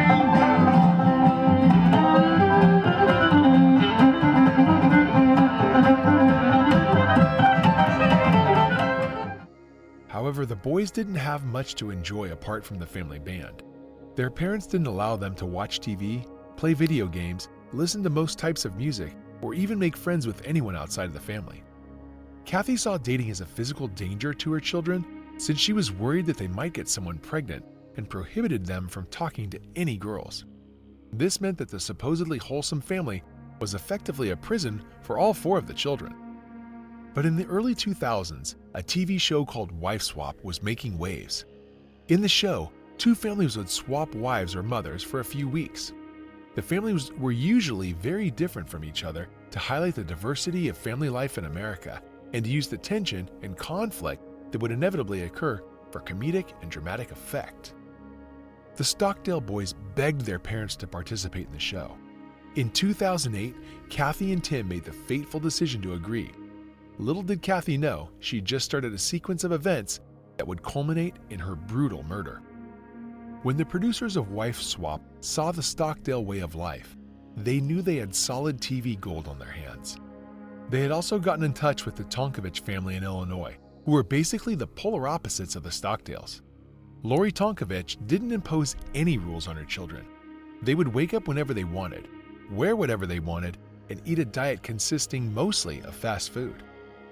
Needless to say, when Lori swapped places with Kathy, she was shocked by just how strict the mother of the household could be, and especially when she read about the routine the boys had to follow. After being woken up at 7:30, the boys had exactly 4 minutes to get to the breakfast table. Otherwise, they'd be fined 25 cents. They'd then perform all sorts of chores on the farm and in the house.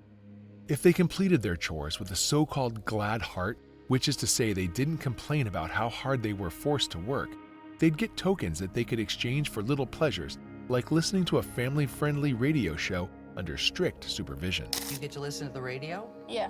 Who picks those? Mom does. Oh, this is great. This is 100 tokens, right? Yeah. And that's okay with you? I would rather not have to do the tokens to get like the radio show. After finishing their chores, the boys gathered together for homeschooling. They couldn't even get out of the house to study, which meant they had basically no contact with other kids their age. Kathy possibly taught them a very Christian-oriented syllabus, which meant less of a focus on science and facts and more on biblical stories. During the show, Lori got so upset when she saw how the boys were living that she broke down in tears. God, I feel so sad for these kids. I'm gonna take them all home with me.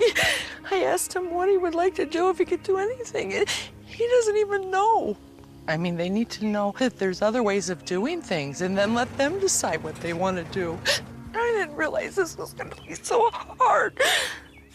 She wanted to have a good impact on the kids' lives, so she decided to introduce them to some of the things they'd missed out on. This meant setting up a cable TV connection and buying a video game console.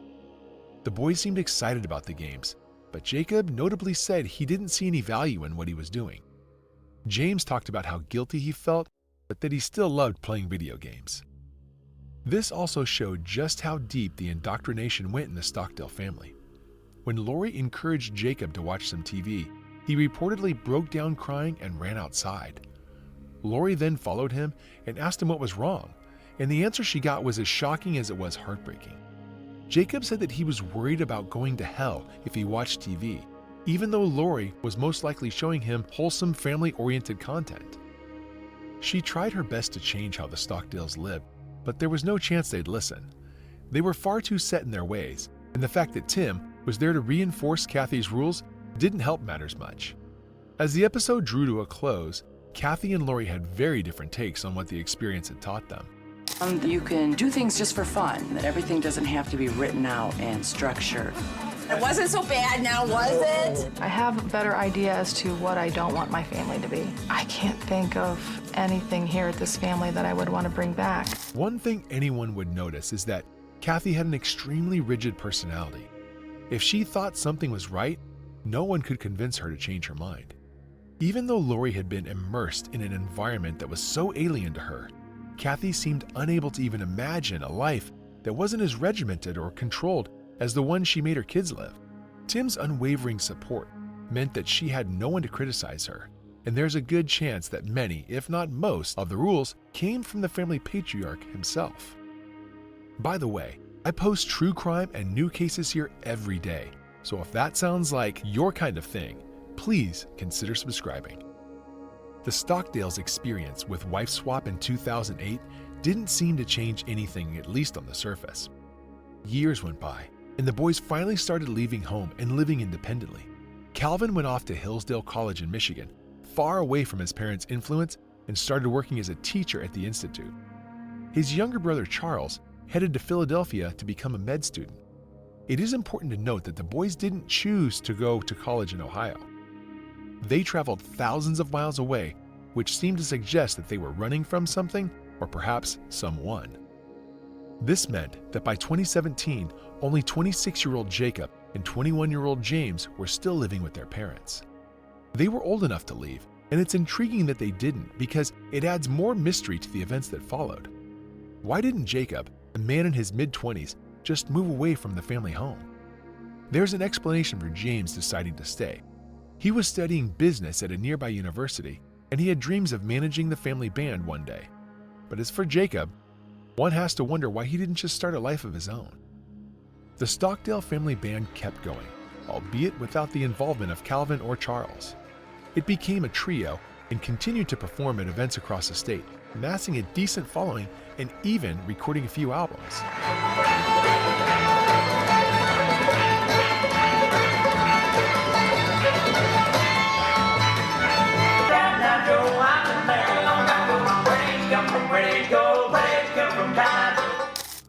But apart from that, there was simply no reason for Jacob to stay in the tiny town of Beechview. It's possible that this was the whole problem. Jacob had nowhere to go. He might not even have known who he was, and even though he might have seemed perfectly all right on the outside, inside a sense of turmoil had started to build, and it would soon erupt in a bloody explosion of violence. At around 4:36 on June 15th, 2017, Stark County Police received a 911 call that had ended with the caller suddenly hanging up. This prompted them to head to the Stockdale residence where the call had come from to investigate the suspicious occurrence. When they arrived, they heard a loud bang and rushed into the home. That's when they saw Jacob with a shotgun wound to his head. He was still alive, but barely so, and the presence of the firearm next to him meant that the wound was almost certainly self-inflicted. Police headed upstairs to continue their search, and when they entered the bathroom, they found Kathy and James lying dead on the floor, their bodies mangled by massive sprays of shotgun pellets. Tim was luckily outside of the home at the time, but he was understandably devastated when he found out. There was only one reasonable explanation for what happened. Jacob had killed his mother and brother and then tried to take his own life. However, his self-inflicted gunshot wound meant that he needed urgent medical attention. He was taken to a local hospital where doctors treated his wounds, while everyone tried to understand why he would have done such a thing. It's hard to, kind of surmise what the motive may have been. There's some speculation. We don't really want to get into that part of it, but we'll continue to investigate this case and try to determine if there's a motive. Just do not know. When Calvin found out about his mother and little brother getting murdered, he released a statement saying, "James, our youngest brother, has always been a catalyst of family fun. Aside from being a gifted musician, James enjoyed dancing and had an innate love of people. James was working on a business degree and hoped to go to the business side of entertainment. He leaves behind many friends and a family that love him dearly." Tim also released a statement which read, "Kathy has been my beloved wife of 32 years and a wonderful mother to our 4 sons. She loved nothing more than being a mother and grandmother. She had a strong love of learning and was passionate about her Christian faith, natural health, and organic farming." In both statements, it seemed like Tim and Calvin were intentionally avoiding mentioning their brother. In fact, the only cursory acknowledgement of what Jacob had done came from an earlier statement from Calvin in which he thanked the medical center that treated him, though he didn't mention him specifically. Jacob was seriously wounded after his suicide attempt. He lost sight in his left eye and suffered serious brain damage, which cast some doubts on whether he'd be fit to stand trial. Police decided not to charge him until he had fully recovered from his injuries, which led to over a year of uncertainty about what would happen next. On September 26, 2018, Stark County Police finally charged Jacob with 2 counts of first-degree murder, and his bail was set at $1 million. On October 9th, Jacob's defense attorney filed a motion to determine his competency to stand trial. Jacob pleaded not guilty by reason of insanity and was sent to Heartland Behavioral Health Hospital for observation. Jacob spent over a year at Heartland, where doctors constantly tried to test his mental competency. They held mock trials where they used legal terminology and attempted to assess if Jacob understood how the court system worked. The culprit also made 2 escape attempts during his stint at the Mental Health Institute. The first occurred in November of 2019 when he tried to hide behind a stack of books until he was caught. 2 months later, Jacob tried blending in with a crowd of people leaving the institute, but he was caught once again. This showed that he had enough mental competence to stand trial, but it would take more than this to convince the court. His sanity hearings were postponed multiple times due to the pandemic, and it wasn't until September of 2020 that he appeared in court via video link. For some reason, Jacob refused to respond when the judge addressed him. It's possible that he had a fear of technology due to not using a computer all of his life. Or maybe he was truly disoriented by what was happening. It's also possible that his silence was a ruse to strengthen his insanity plea. But either way, his refusal to respond in court didn't work in his favor. Stockdale, are you able to hear me? First of all, officer, can you hear me? Yes, Your Honor, we can hear you. Okay, thank you. Mr. Stockdale, I am Judge Frank Forcioni. Are you able to hear me today? Okay, he is not responding. My first concern was whether they could hear, and the officer standing behind him can hear. He was eventually deemed fit to stand trial by a psychologist on December 31st, 2020. The trial date was constantly pushed back due to the pandemic, and behind the scenes, the Stockdale family took the opportunity to plead on Jacob's behalf. Even though he'd killed Kathy and James, the Stockdales begged the judge to give him a lenient sentence. If he was convicted, it's possible that the judge agreed as long as Jacob pleaded guilty, or perhaps there was a shift in Jacob's own mindset. Whatever the case may be, on April 28, 2021, nearly 4 years after he killed his family members in cold blood, Jacob pleaded guilty to both murders. The judge seemed to have agreed to the Stockdales' request for leniency, since he sentenced him to a surprisingly short 15 years for each sentence. Jacob will be eligible for parole in 2048, and from the looks of things, his family might be willing to bring him back into the fold. They've clearly forgiven him for all he's done, likely due to their commitment to Christian values. The only piece of the puzzle that's still missing is the motive. And there are several theories that might explain why Jacob killed his family members that day. Some psychologists have theorized that Kathy had a severe form of obsessive-compulsive disorder. The way she regimented her kids' routines is a sign of that, and the diet she fed them might be another clue to the diagnosis. You see, Kathy never let her kids eat anything she didn't make. Even if they went out, they'd never go to a restaurant. Instead, Kathy would prepare a huge meal that they'd take with them. The Stockdales were also very big on the idea of organic foods and natural living. Jacob might have had some kind of mental illness, perhaps even OCD inherited from his mother, and a life of isolation made it far worse than it otherwise would have been. Kathy strongly believed that leisure and fun of any kind were sinful. Life was about work. Nothing was more morally righteous than keeping yourself busy throughout the day, which meant that Jacob had no opportunity to form his own personality. He was entirely dependent on his mother to shape his routine and tell him how to live his life, and when it comes to his desire to commit murder, there are two possibilities. The first is that Jacob simply snapped and wanted to take revenge for the perceived abuse he'd experienced at the hands of his mother. The second is that he simply wanted to escape, and since he didn't want James to go through what he'd experienced, he killed him as well. There's no way to know what was going through Jacob's mind before he pulled the trigger. He seemed like just another normal guy in his mid-20s, up until the point he became a cold-blooded killer.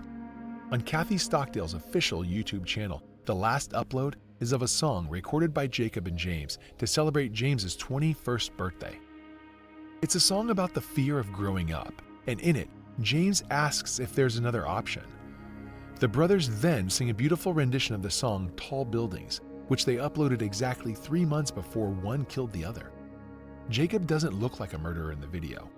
If anything, it shows just how much love the brothers had, a love that might have been the feeling that drove Jacob to pull the trigger. Thank you everyone for all the birthday well wishes last week. I had a great day full of friends and good music. It doesn't get much better than that. You'd think at 21 years old I'd be ready to grow up and join adulthood. Not for me. Is there a third option? I wish there was a third option.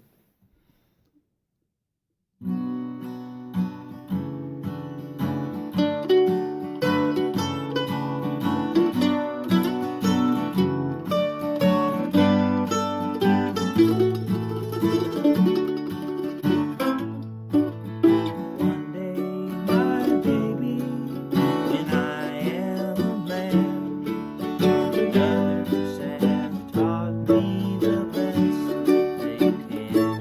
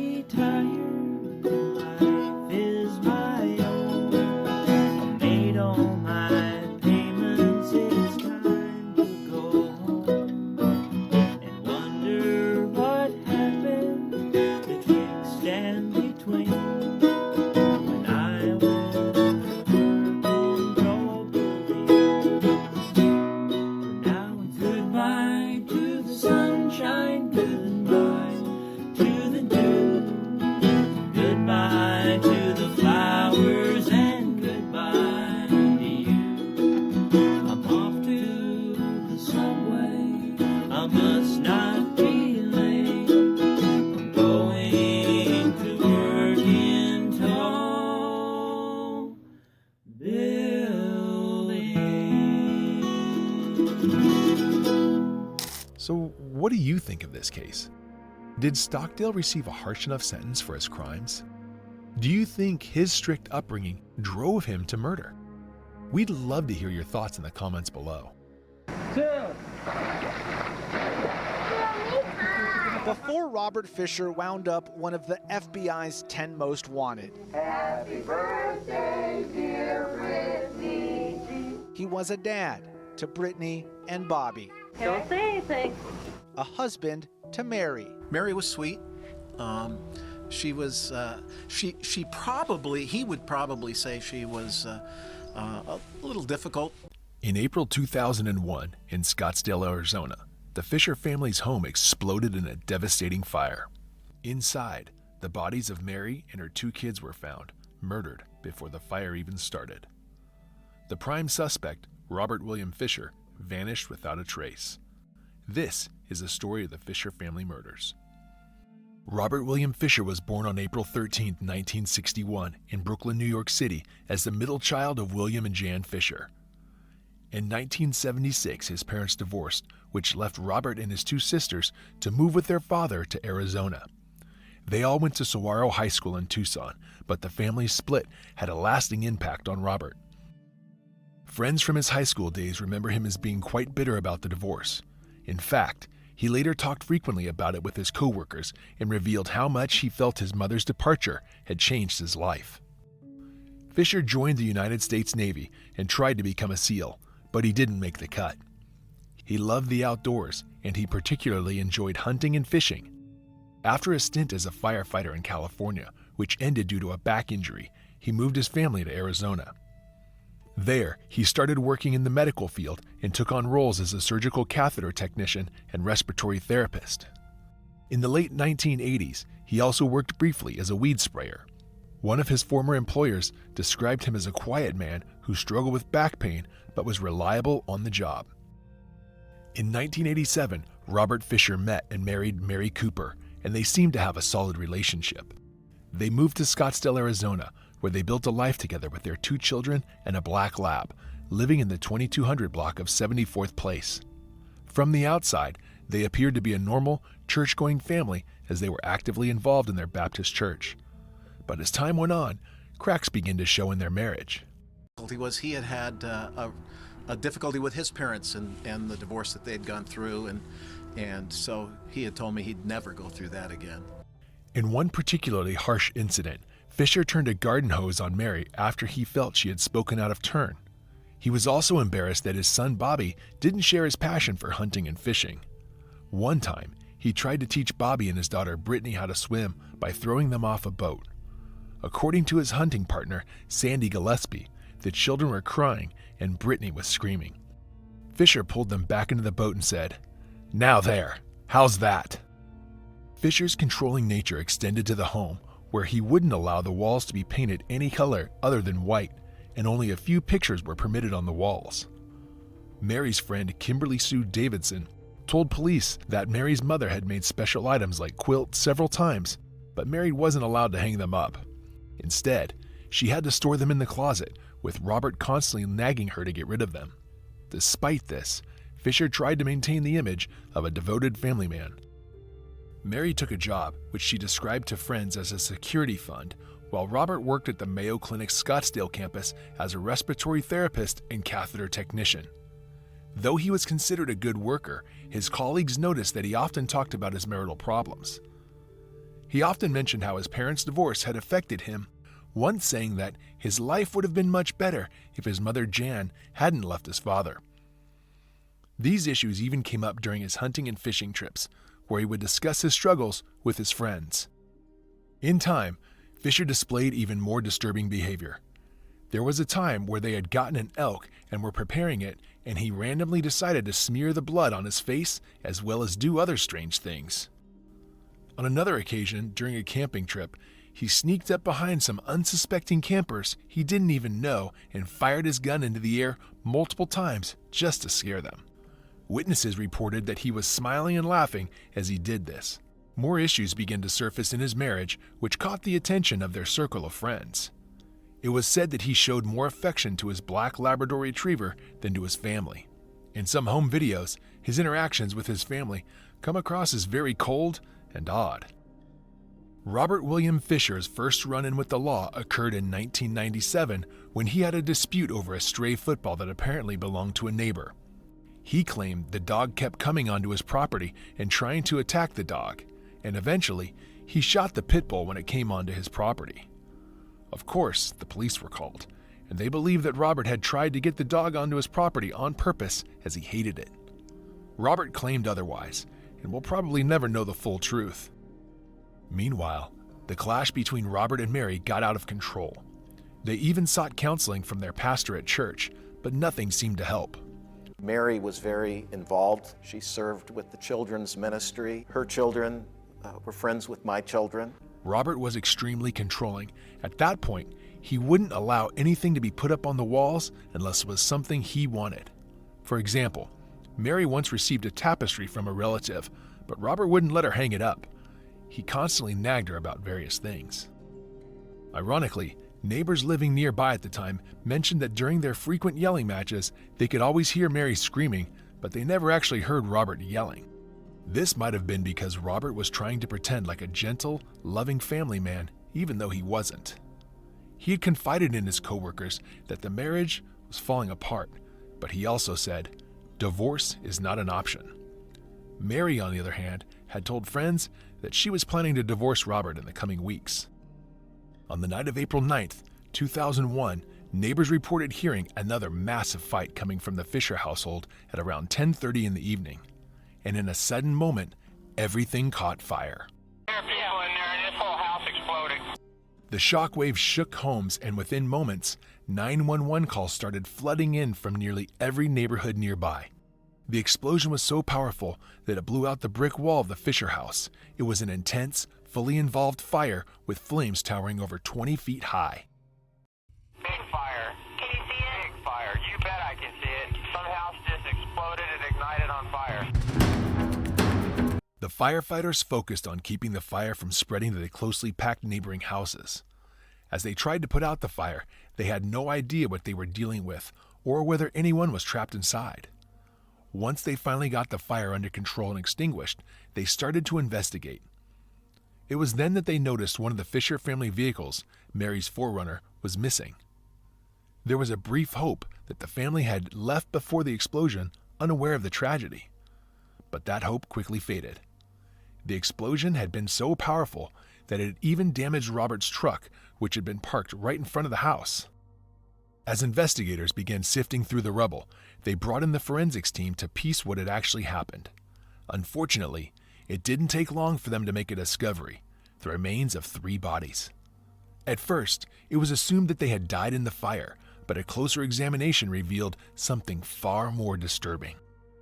The forensics team uncovered evidence that pointed to foul play. They found a hose leading into the furnace that had been pulled out on purpose, and nearby, a candle had been set on the floor next to accelerants like gasoline. It became clear that this was a staged scene.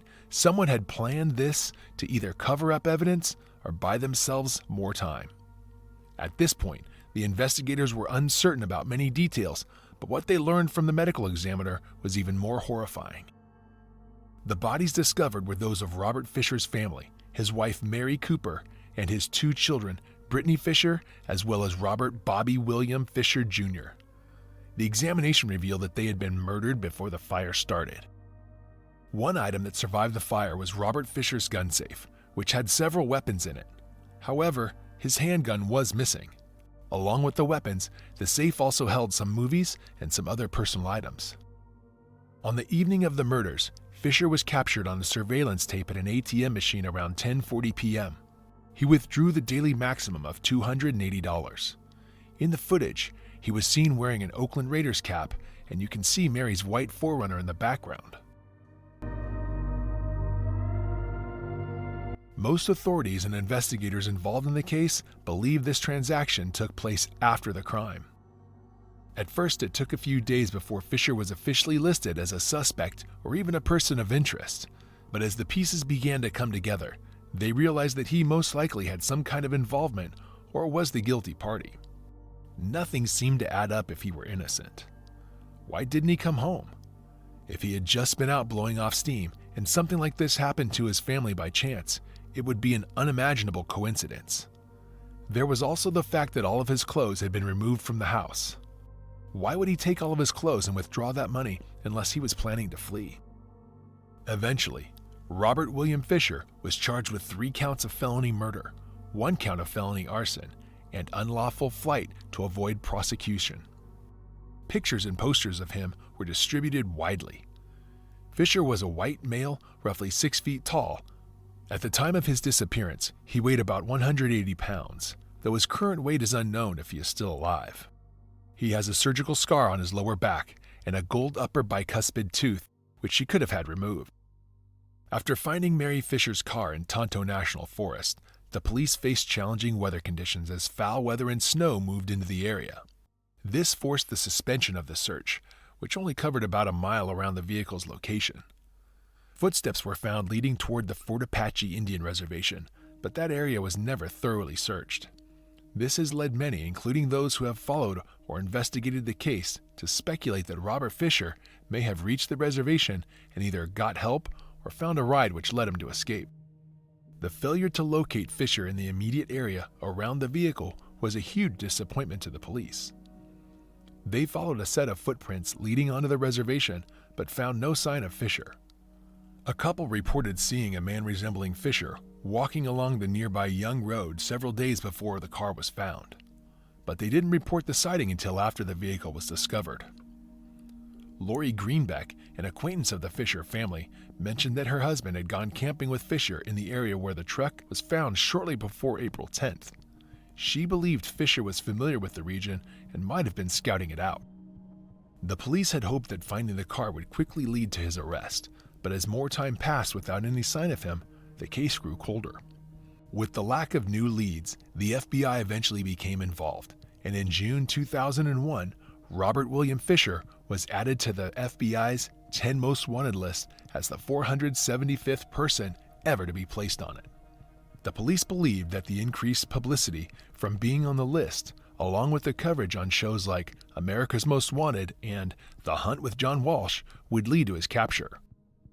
By April 2003, the FBI had received hundreds and hundreds of leads. However, all reported sightings of Fisher have either been inconclusive or proven false. He's a survivalist, that he's out there living in the woods. To do that as an individual is usually a death card. Professional survival instructor Cody Lundeen is as blunt as he is barefoot. Okay, you've come here to talk to me about, is it possible for this guy to live off the land for 20 years? And my short answer is hell no. For starters, investigators say there hasn't been any sign of someone living in the woods. In 2009, a bizarre incident in Guatemala fueled speculation that Robert William Fisher might still be alive. A couple of tourists were taking photographs when a Caucasian male who was aggressive and visibly upset approached them. He demanded that they delete any pictures in which he might have appeared in the background. His behavior was so erratic and forceful that it drew the attention of the local police. The man's reaction seemed highly unusual, and his demeanor and actions matched some of Fisher's known tendencies. The second, and perhaps most well-known potential sighting of Fisher, occurred in 2004 in White Rock, which is a suburb of Vancouver, Canada. The Royal Canadian Mounted Police arrested a man who they suspected was Fisher. The man had a missing tooth in the same spot where Fisher had a gold bicuspid, as well as a similar surgical scar on his back. Additionally, his age, height, and weight were almost identical to Fisher's at the time. Having found all these similarities, the RCMP contacted American authorities, who then conducted a fingerprint analysis. I received a phone call from the Canadian police, who put me in touch with the person who ultimately became my client. He was in police custody. Contrary to what they believed, the results definitively proved that the man was not Robert William Fisher. But even after the fingerprints cleared him, some of Fisher's former neighbors and people who knew him well were convinced that this man was indeed Fisher. His mother had to come forward with his birth certificate, family photographs, and other personal documents to definitively prove his identity and eliminate him as a suspect. Despite this, some newspapers reported that Fisher had been captured in Canada, which added unnecessary stress to the situation. Before Troy James Knapp, the notorious Utah cabin burglar, was identified and captured, many people speculated that he might be Robert William Fisher. Knapp, who was known for living off the grid and ransacking remote cabins, fit the image of someone like Fisher, who was believed to be capable of surviving in the wilderness. But this theory was also debunked when Knapp was conclusively identified as a different individual. In 2012, the FBI alerted local law enforcement that Fisher might have been living near where Mary's car was found. Then, in October 2014, police raided a house in Commerce City, Colorado, after receiving a tip that Fisher was hiding there. Although they arrested 2 people, they found no sign of him. Another lead emerged in Commerce City, Colorado, in October 2014. The tip seemed promising, enough for the police to launch an operation, but unfortunately, it did not lead to Fisher. However, the investigation did result in the arrest of 2 other criminals that the police had been searching for. To this day, Robert William Fisher remains at large, and no confirmed sightings of him have surfaced. But there are a lot of theories about his whereabouts. Some believe he may have taken his own life in the Tonto National Forest, where his wife's car was found, possibly in one of the many caves in the area. However, investigators and profilers generally discount this theory, arguing that Fisher's personality, which was marked by arrogance and a strong sense of self-preservation, would make suicide an unlikely outcome. On the 15th anniversary of the murders in April 2016, FBI officials and Scottsdale Police held a news conference where they displayed age-enhanced photos of Fisher, hoping to reignite public interest in the case. On November 3, 2021, Fisher was removed from the FBI's 10 Most Wanted list. He was replaced by Julian Adonai Archega Carillas, the alleged leader of MS-13 in Honduras, and the 526th addition to the list. The FBI explained that despite the nearly 20 years of extensive publicity, Fisher's case had not resulted in his location or capture, meaning it no longer met the criteria for their list. But Fisher still remains a wanted fugitive. A lot of people think that he most likely survived and potentially started a new life under a fake identity. If this is the case, it is possible that Fisher died after years as a fugitive without his remains being identified. Another theory suggests that he might have used his survival skills to continue living in the wilderness near Payson, Arizona, where his wife's car was discovered. But the police and survival experts are skeptical of this due to the difficulty of finding food and shelter in that environment and the lack of evidence of anyone living in those woods. He could be living in a small town where he gets paid cash and works as a handyman, said Detective John Heinzelman. Or he could be in a big city and blend in. He gets paid cash, or he could be living in a big town. You get lost in the shuffle. Some suggest that Fisher might have crossed the southern border of the United States. His disappearance occurred before the September 11th attacks, when border security was less stringent, which makes this a possible scenario. Police have speculated that Fisher may have started a new family, and they are concerned that he might eventually decide to leave and murder that family as well, as one of their main reasons for continuing the search. Despite ongoing efforts, some law enforcement officials have concluded that they may never discover what happened to him. Maybe this is the best we have, knowing that he did it and never finding him again, said Detective Heinzelman. FBI agent Bob Caldwell described Fisher's personality as arrogant, he's cocky, he's a know-it-all, and a loner. Fisher is known to chew tobacco, especially the Copenhagen brand. His appearance has been described as average, but he sometimes walks in an odd, erect manner with his chest out, likely due to a back injury he sustained while working as a firefighter. Fisher is an avid hunter and fisherman and is considered armed and extremely dangerous, with possible ties to Florida and New Mexico. Do you think Fisher could be living under a new identity somewhere, or did he meet a tragic end in the wilderness? Could new evidence or a fresh tip finally bring Fisher to justice, or will this case remain a haunting mystery? Comment down below. For 7 days in January 2006, Richmond, Virginia was terrorized by Ricky Javen Gray and Ray Joseph Dandridge, who murdered at least 8 innocent people. At first, their motive seemed to be robbery, but the brutality of the killings made it look like a more sinister motive. Now let's take a look at what happened. Richmond, the capital of Virginia, is one of the oldest cities in the United States, with history dating back to the 17th century. The James River flows through downtown Richmond, making the vibrant city seem even more beautiful. But some things happened in that town that are far from beautiful. On November 5th, 2005, a passerby found the body of 35-year-old Trevor Terrell Gray in a shallow grave on Brookside Avenue in Washington, Pennsylvania. Now, Trevor had married Ricky Javon Gray, a 28-year-old ex-convict about 6 months before. The two lived together in a house owned by Trevor's family.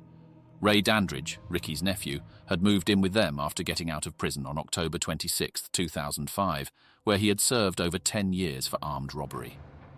Trevor's parents said the couple often fought, and on the day her body was found, Ricky had visible scratch marks on his forearm. But the police didn't consider Gray or Dandridge suspects at the time. Trevor's mother, Marna Squires, believed the police thought Trevor died from a drug overdose and didn't investigate the case thoroughly. Although her death was ruled suspicious, no homicide investigation was started. A week after Trevor's body was found, her parents kicked out Dandridge, who then moved to West Philadelphia with his father. On December 23rd, Gray left the Washington home to stay with his grandmother in Arlington, Virginia. Dandridge joined him on Christmas in 2005.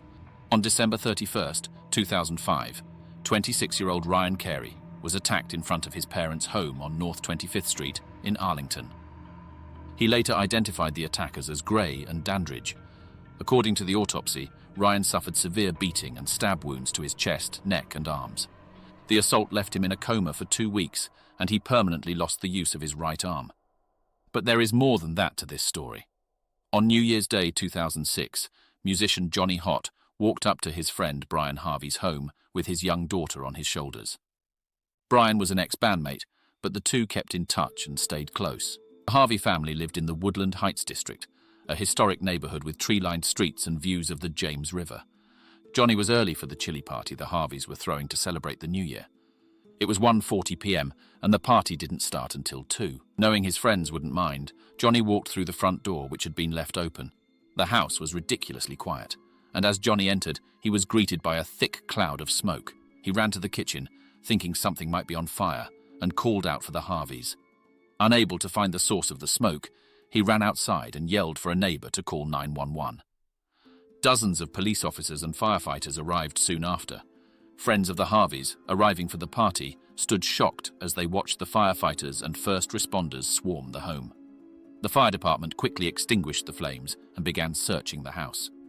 One lieutenant noticed more heat coming from the basement door and ran down the stairs through thick smoke.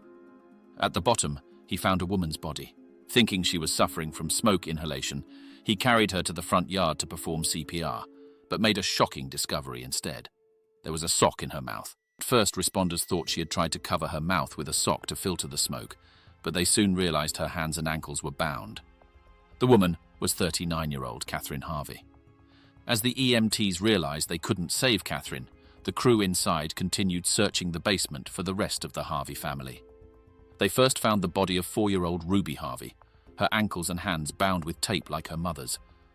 The firefighters stopped searching as they realized they were in an active crime scene, trying not to disturb it further. Police investigators and the medical examiner made it to the crime scene. In the middle of the debris, they found Brian Harvey, his limbs bound in a hog-tied position. Nearby lay 9-year-old Stella, also bound.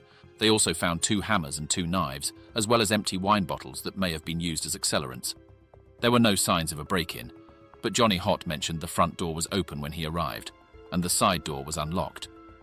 Several items, including jewelry worn by the victims, were missing. Brian and Catherine's wedding bands had been ripped from their fingers. The medical examiner on the scene examined the bodies of the Harvey family. He noted that Catherine Harvey had sharp force injuries, including stab and incised wounds to her neck. The youngest daughter, Ruby, also had injuries on her throat. Brian was hit 6 times in the head and had 8 slices across his neck, resembling a sawing motion.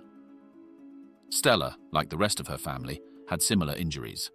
It was also discovered that Stella was still alive as the house burned.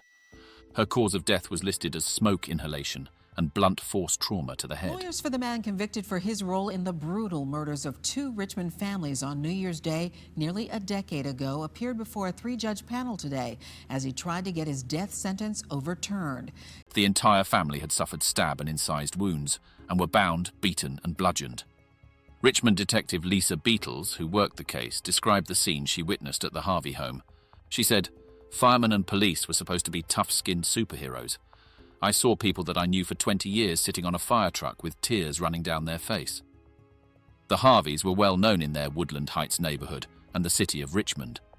The father, Brian Tabor Harvey, was born in Danville, Virginia, and was a talented musician with a teenage spirit at 49 years old. He was a singer and guitarist in the band Energy Crisis and worked on computers for the Henrico County school system. His wife, Catherine Elizabeth Harvey, was born in Norfolk, Virginia, and partially owned World of Mirth, a local favorite children's store. The two got married on December 1st, 1990, and had 2 daughters, 9-year-old Stella Ann, born in November 1996, and 4-year-old Ruby May, born in July 2001. The Harveys were artistic, athletic, and loving, and were deeply loved by their friends, family, and community. Johnny Hott, their friend and former bandmate, was the first to arrive at the scene and was initially a suspect due to his presence. There was no sign of forced entry, and the location of the bodies confused the police. Friends and family revealed that the Harveys often spent time in the basement together, which suggested that the perpetrator might have been someone they knew. As we already mentioned, Johnny and Brian remained close despite their band's separation. They had even gone Christmas caroling together shortly before the murders. The lyrics of a song by their old band, House of Freaks, caught police attention as they seemed eerily similar to the murder scene. But it was later revealed that Brian had written the song, and detectives cleared Johnny eventually. With Johnny cleared, police feared other suspects might still be at large. It wasn't until a 911 call came in that investigators made a solid breakthrough in the case. On January 6, 2006, the police got a call from a Chesterfield resident concerned about her daughter's friend, 21-year-old Ashley Baskerville. The caller suspected that Gray and Dandridge, who had stayed at her house and were Ashley's former and current boyfriends, were involved in the Harvey murders. The Tucker home was situated in a different part of Richmond, away from the upscale neighborhood of Woodland Heights, where the Harvey family lived. When officers arrived at the Tucker residence, they were met with a familiar scene. Inside, they found the bound, beaten, sliced and suffocated bodies of 21-year-old Ashley, her 47-year-old mother Mary, and her 55-year-old stepfather, Percy L. Percy L was discovered in the living room, stabbed 5 times in the neck, with duct tape covering his face, from his chin to his nose. Mary's body was found in the master bedroom, with 2 stab wounds to her neck, and duct tape covering her face from her chin to her eyes. Ashley's body was located in her bedroom on the floor, her neck also sliced, and duct tape covering her face from her chin to her nose. A shopping bag was taped around her head. All 3 members of the Baskerville Tucker family were found dead, gagged, and bound with tape in their ransacked home. Percy L and Mary had their throats slashed, and all 3 suffocated due to duct tape wrapped around their heads. Ashley also had a plastic bag over her head, secured with duct tape. Percy L and Mary Tucker had been together for over 19 years, having met when Mary's daughter Ashley was just 2 years old. Percy L, described as a quiet man, worked as a forklift driver, but had a passion and talent for baking. Mary was a devoted churchgoer, an active member of a missionary society, and visited the elderly regularly. The Tuckers lived in the Swansboro neighborhood of Richmond, which is an area known for its high crime rate. Despite this, they had built a life there and were loved and admired by their friends. However, their daughter Ashley faced a lot of challenges from a young age. By the age of 10, Ashley was running with a dangerous crowd, and her life got worse as she began experimenting with drugs and eventually selling them by the age of 12. Parents struggled to get to her, and eventually they decided to involve the Virginia Department of Child Services.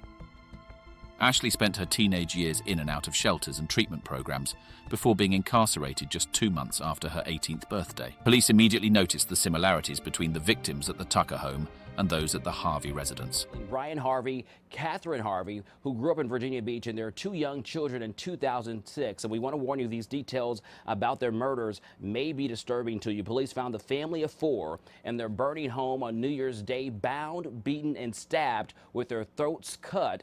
Gray is also linked to the deaths of 4 other people in Richmond less than a week later, but he was never tried in that case. Bindings were used on all 7 victims, and the medical examiner confirmed similarities in the stab wounds and slashes on the necks of Percy L, Mary, and Ashley Tucker with those of Brian, Catherine, Stella, and Ruby Harvey. But there were also solid differences. The neighborhoods where the homes were located were different, with the Tuckers living in a high crime area compared to the Harveys' upscale neighborhood. Additionally, the scene at the Tucker home appeared much messier, which was the sign of a more intense struggle. Another difference was the racial background of the families, with the Harveys being white and the Tuckers being black. Despite these differences, investigators managed to make a breakthrough. They found an extremely crucial item linking the two attacks. Brian Harvey's gold wedding ring was discovered on a chain around Ashley Baskerville's neck. Following this lead, police focused on finding the men seen with Ashley, Ricky Gray, and Ray Dandridge. In addition to all this, Mary and Perciel Tucker's Chevrolet Trailblazer was missing from their home. When photos of Ricky, Ray, and the missing vehicle were spread across the internet, it eventually led to a crucial tip from an old man named Roy Mason. Mason recounted a home invasion and robbery involving Ricky Gray, Ray Dandridge, and Ashley Baskerville, who had forced their way into his home, initially pretending to ask for directions, then threatened him and his wife. During the robbery at Roy Mason's home, Ashley actively participated, taking a gaming console and going through belongings, despite the pleas of Mr. Mason, to spare him and his sick wife. Eventually, the thieves showed mercy and left the couple unharmed. Leveraging Ashley's connection to the suspects, police convinced a female 911 caller to contact Ray Dandridge's phone, hoping to track their whereabouts. Ray answered the call and accidentally revealed their location, leading police to a home in Philadelphia, over 250 miles away. Richmond police collaborated with Philadelphia detectives to surround the home where they saw Perciel and Mary Tucker's missing Trailblazer parked outside. On the morning of January 7, 2006, the SWAT team took action. Upon entering, Ray Dandridge attempted to flee through the back door but was quickly arrested. Meanwhile, Ricky Gray was discovered hiding in the basement behind a furnace, holding a power drill and violently resisting arrest. Concerned he might provoke a lethal confrontation, the SWAT team forced him without injury and took both him and his nephew. About an hour after their arrest, Dandridge confessed to killing the Tuckers and Ashley Baskerville. 12 hours later, Gray asked to speak with a detective and provided a detailed 3-page confession. He described using a kitchen knife and claw hammer to kill the Harveys and expressed remorse, saying, "I don't believe sorry is strong enough. None of this was necessary." In later confessions, Gray admitted to beating his wife Traver to death while Dandridge held her down, took out the Tucker Baskerville family, and attacked Ryan Carey. You choke her out and you kill her with split insurance money, which I took it as a joke, and told him, I said, ain't nowhere in the world that that'll happen like that. If anything, you'll be right with me, laughing and joking, but he was serious about it, and I think the night after that, he actually did it, woke me up, threw a pipe at me, some gloves, and said, come on, and ran down the hallway, and I was waking up. So I was still so asleep, trying to figure out what's going on. By the time I realized what's going on, got up, ran after him. He had jumped in the bed because his wife's bedroom was down the hallway, and he had started hitting on her, beating her up. So that's how that happened. But who were these people? Ricky Javen Gray was born in 1977 in Arlington, Virginia. From a young age, he was already labeled as hyperactive and disruptive in school. His difficult home life, marked by physical and verbal abuse from his father and molestation by his stepbrother, worsened his already insatiable state. Similarly, his nephew, Ray Joseph Dandridge, faced academic difficulties and was diagnosed with a learning disability, though there were no reported instances of child abuse in his history. A forensic psychologist later described Ray as socially inept and easily influenced, often following Ricky's lead as he saw him as his role model. Despite the warnings from Ray's father to stay away from Ricky, the two spent a lot of time together with Ricky, usually taking the lead in their endeavors. In their late teens, both men found themselves in the middle of criminal activities, which led to their arrest in 1995 for a series of armed robberies in Northern Virginia and the D.C. area. While Ray was released after 3 years, he was shortly arrested again, this time on federal drug charges. Ray Dandridge, in exchange for a 5-year sentence reduction, helped investigators in solving another case.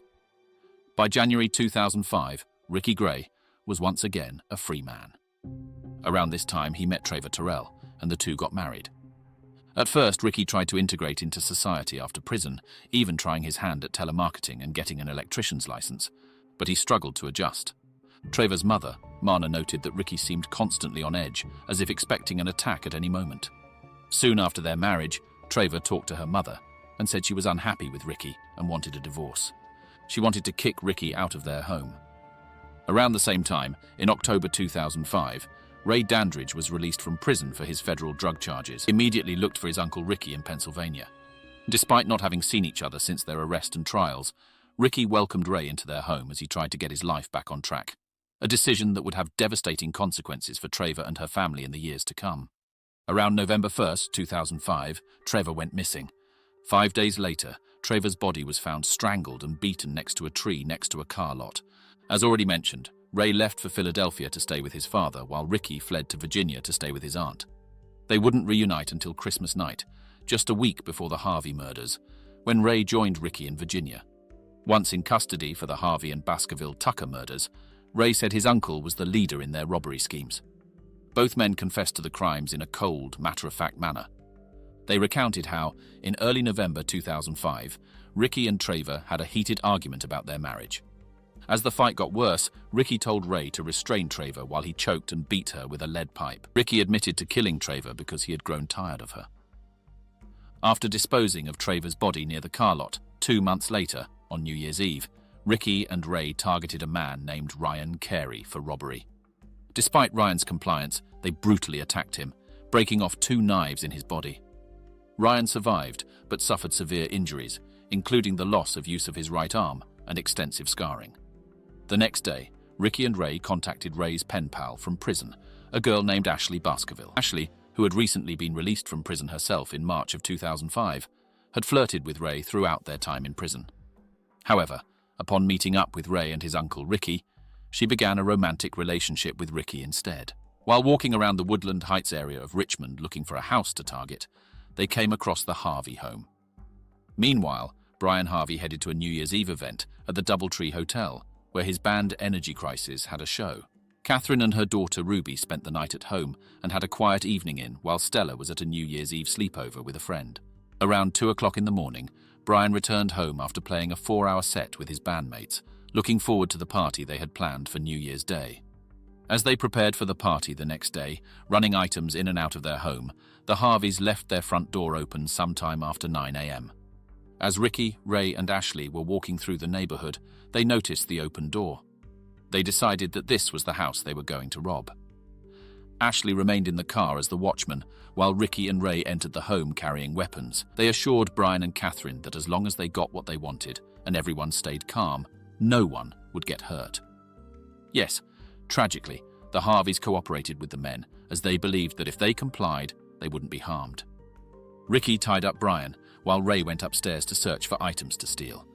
However, a knock on the front door caught the robbers off guard when a friend arrived to drop off the Harveys' oldest daughter, Stella, from her New Year's Eve sleepover. Catherine, led by Ricky at knife point, went upstairs to get her daughter. The family friend noticed Catherine's odd behavior, but didn't suspect anything serious. Catherine just mentioned she wasn't feeling well. Once Stella came, the men tied up Catherine and her daughters as well. Ricky and Ray then attacked the family using knives and hammers. After stripping Brian and Catherine of their jewelry and taking items like laptops, they took a basket of freshly baked cookies from the kitchen. Upon returning to the basement, Ricky realized that the little girls were still alive. He then brutally bludgeoned them again with a hammer. Afterwards, Ricky and Ray used wine they found in the house as an accelerant and set the house on fire, spreading most of the wine in the basement where the Harveys' bodies were found. In their confessions, the men admitted to robbing Roy Mason and his wife 2 days later. Was it both of you that killed the Harvey family? Well, he said I hit him. I hit the mother. I hit the father and stuff with the hammer, and he went hit the mother and the kid. But they said that's not what killed him. They said suffocation killed him. He said because he had, we put socks in their mouths and put tape around them, and evidently the panic and stuff made them choke on the socks and things. So that's what actually killed him, they say. So it wasn't the hammer blow. Didn't they have their throats slit, though, as well? Yeah. I think the father. I think, yeah, I did slit the father's throat first. Yeah. Did the children's throats get slit as well? No, not that I remember. So, what was going through your mind the entire time that the killings were taking place of this couple and these two children? How did we get here? You know, all through the junk, everybody, and like I said, it was more of us. It was also talking about I'm always trying to hold them back and be quiet and skimmish. So I was just, trying to get it through. When I had to cut the guy's throat, I realized I ain't do a good job. Like he said, because he had to come back through him with the hammer and hit them with the hammer. Now I think about it, it was the throat. I did cut the father's throat. So it was sort of a daze, not wanting to be there, just going through the motions. Did it bother you at all watching the children die when it happened? I didn't see it. I walked away. Did you ask him not to spare the children or anything? Yeah, I did, but he said he had to, and the girl, and then was, like I said, he was always looking like he was, he knew more and stuff, so I just left him alone, and try to keep them calm and get them all out of the situation, but it wasn't going right then. He came in and he had a reason. Then it seemed a logical reason. The people seen his face and stuff, so I couldn't argue with him, and I just left him at it. Following this robbery, Ashley suggested her own parents' home as the next target, specifically her stepfather's. She was unaware that Ricky and Ray were planning to kill her as well. They used Ashley as a prop in their robbery of the Tucker home and taped her hands and mouth before invading the home in the middle of the night and carrying out the brutal attack. Ricky Gray's trial commenced on August 17, 2006. Despite his confession, he pleaded not guilty. Attorneys did not contest any of the established information during the trial and did not call any witnesses to the stand. Their lack of alternative strategies suggests they didn't pursue a diminished capacity or insanity defense. Throughout the proceedings, Gray showed no remorse or empathy, even as prosecutors described him as a cold-blooded killer. Prosecutors charged Gray with 5 counts of capital murder in the Harvey killings, including 1 charge for killing more than once in a 3-year period, 1 charge for committing more than 1 killing in a single act, 1 charge for killing in commission of a robbery, and 2 charges for killing a child under 14 years of age.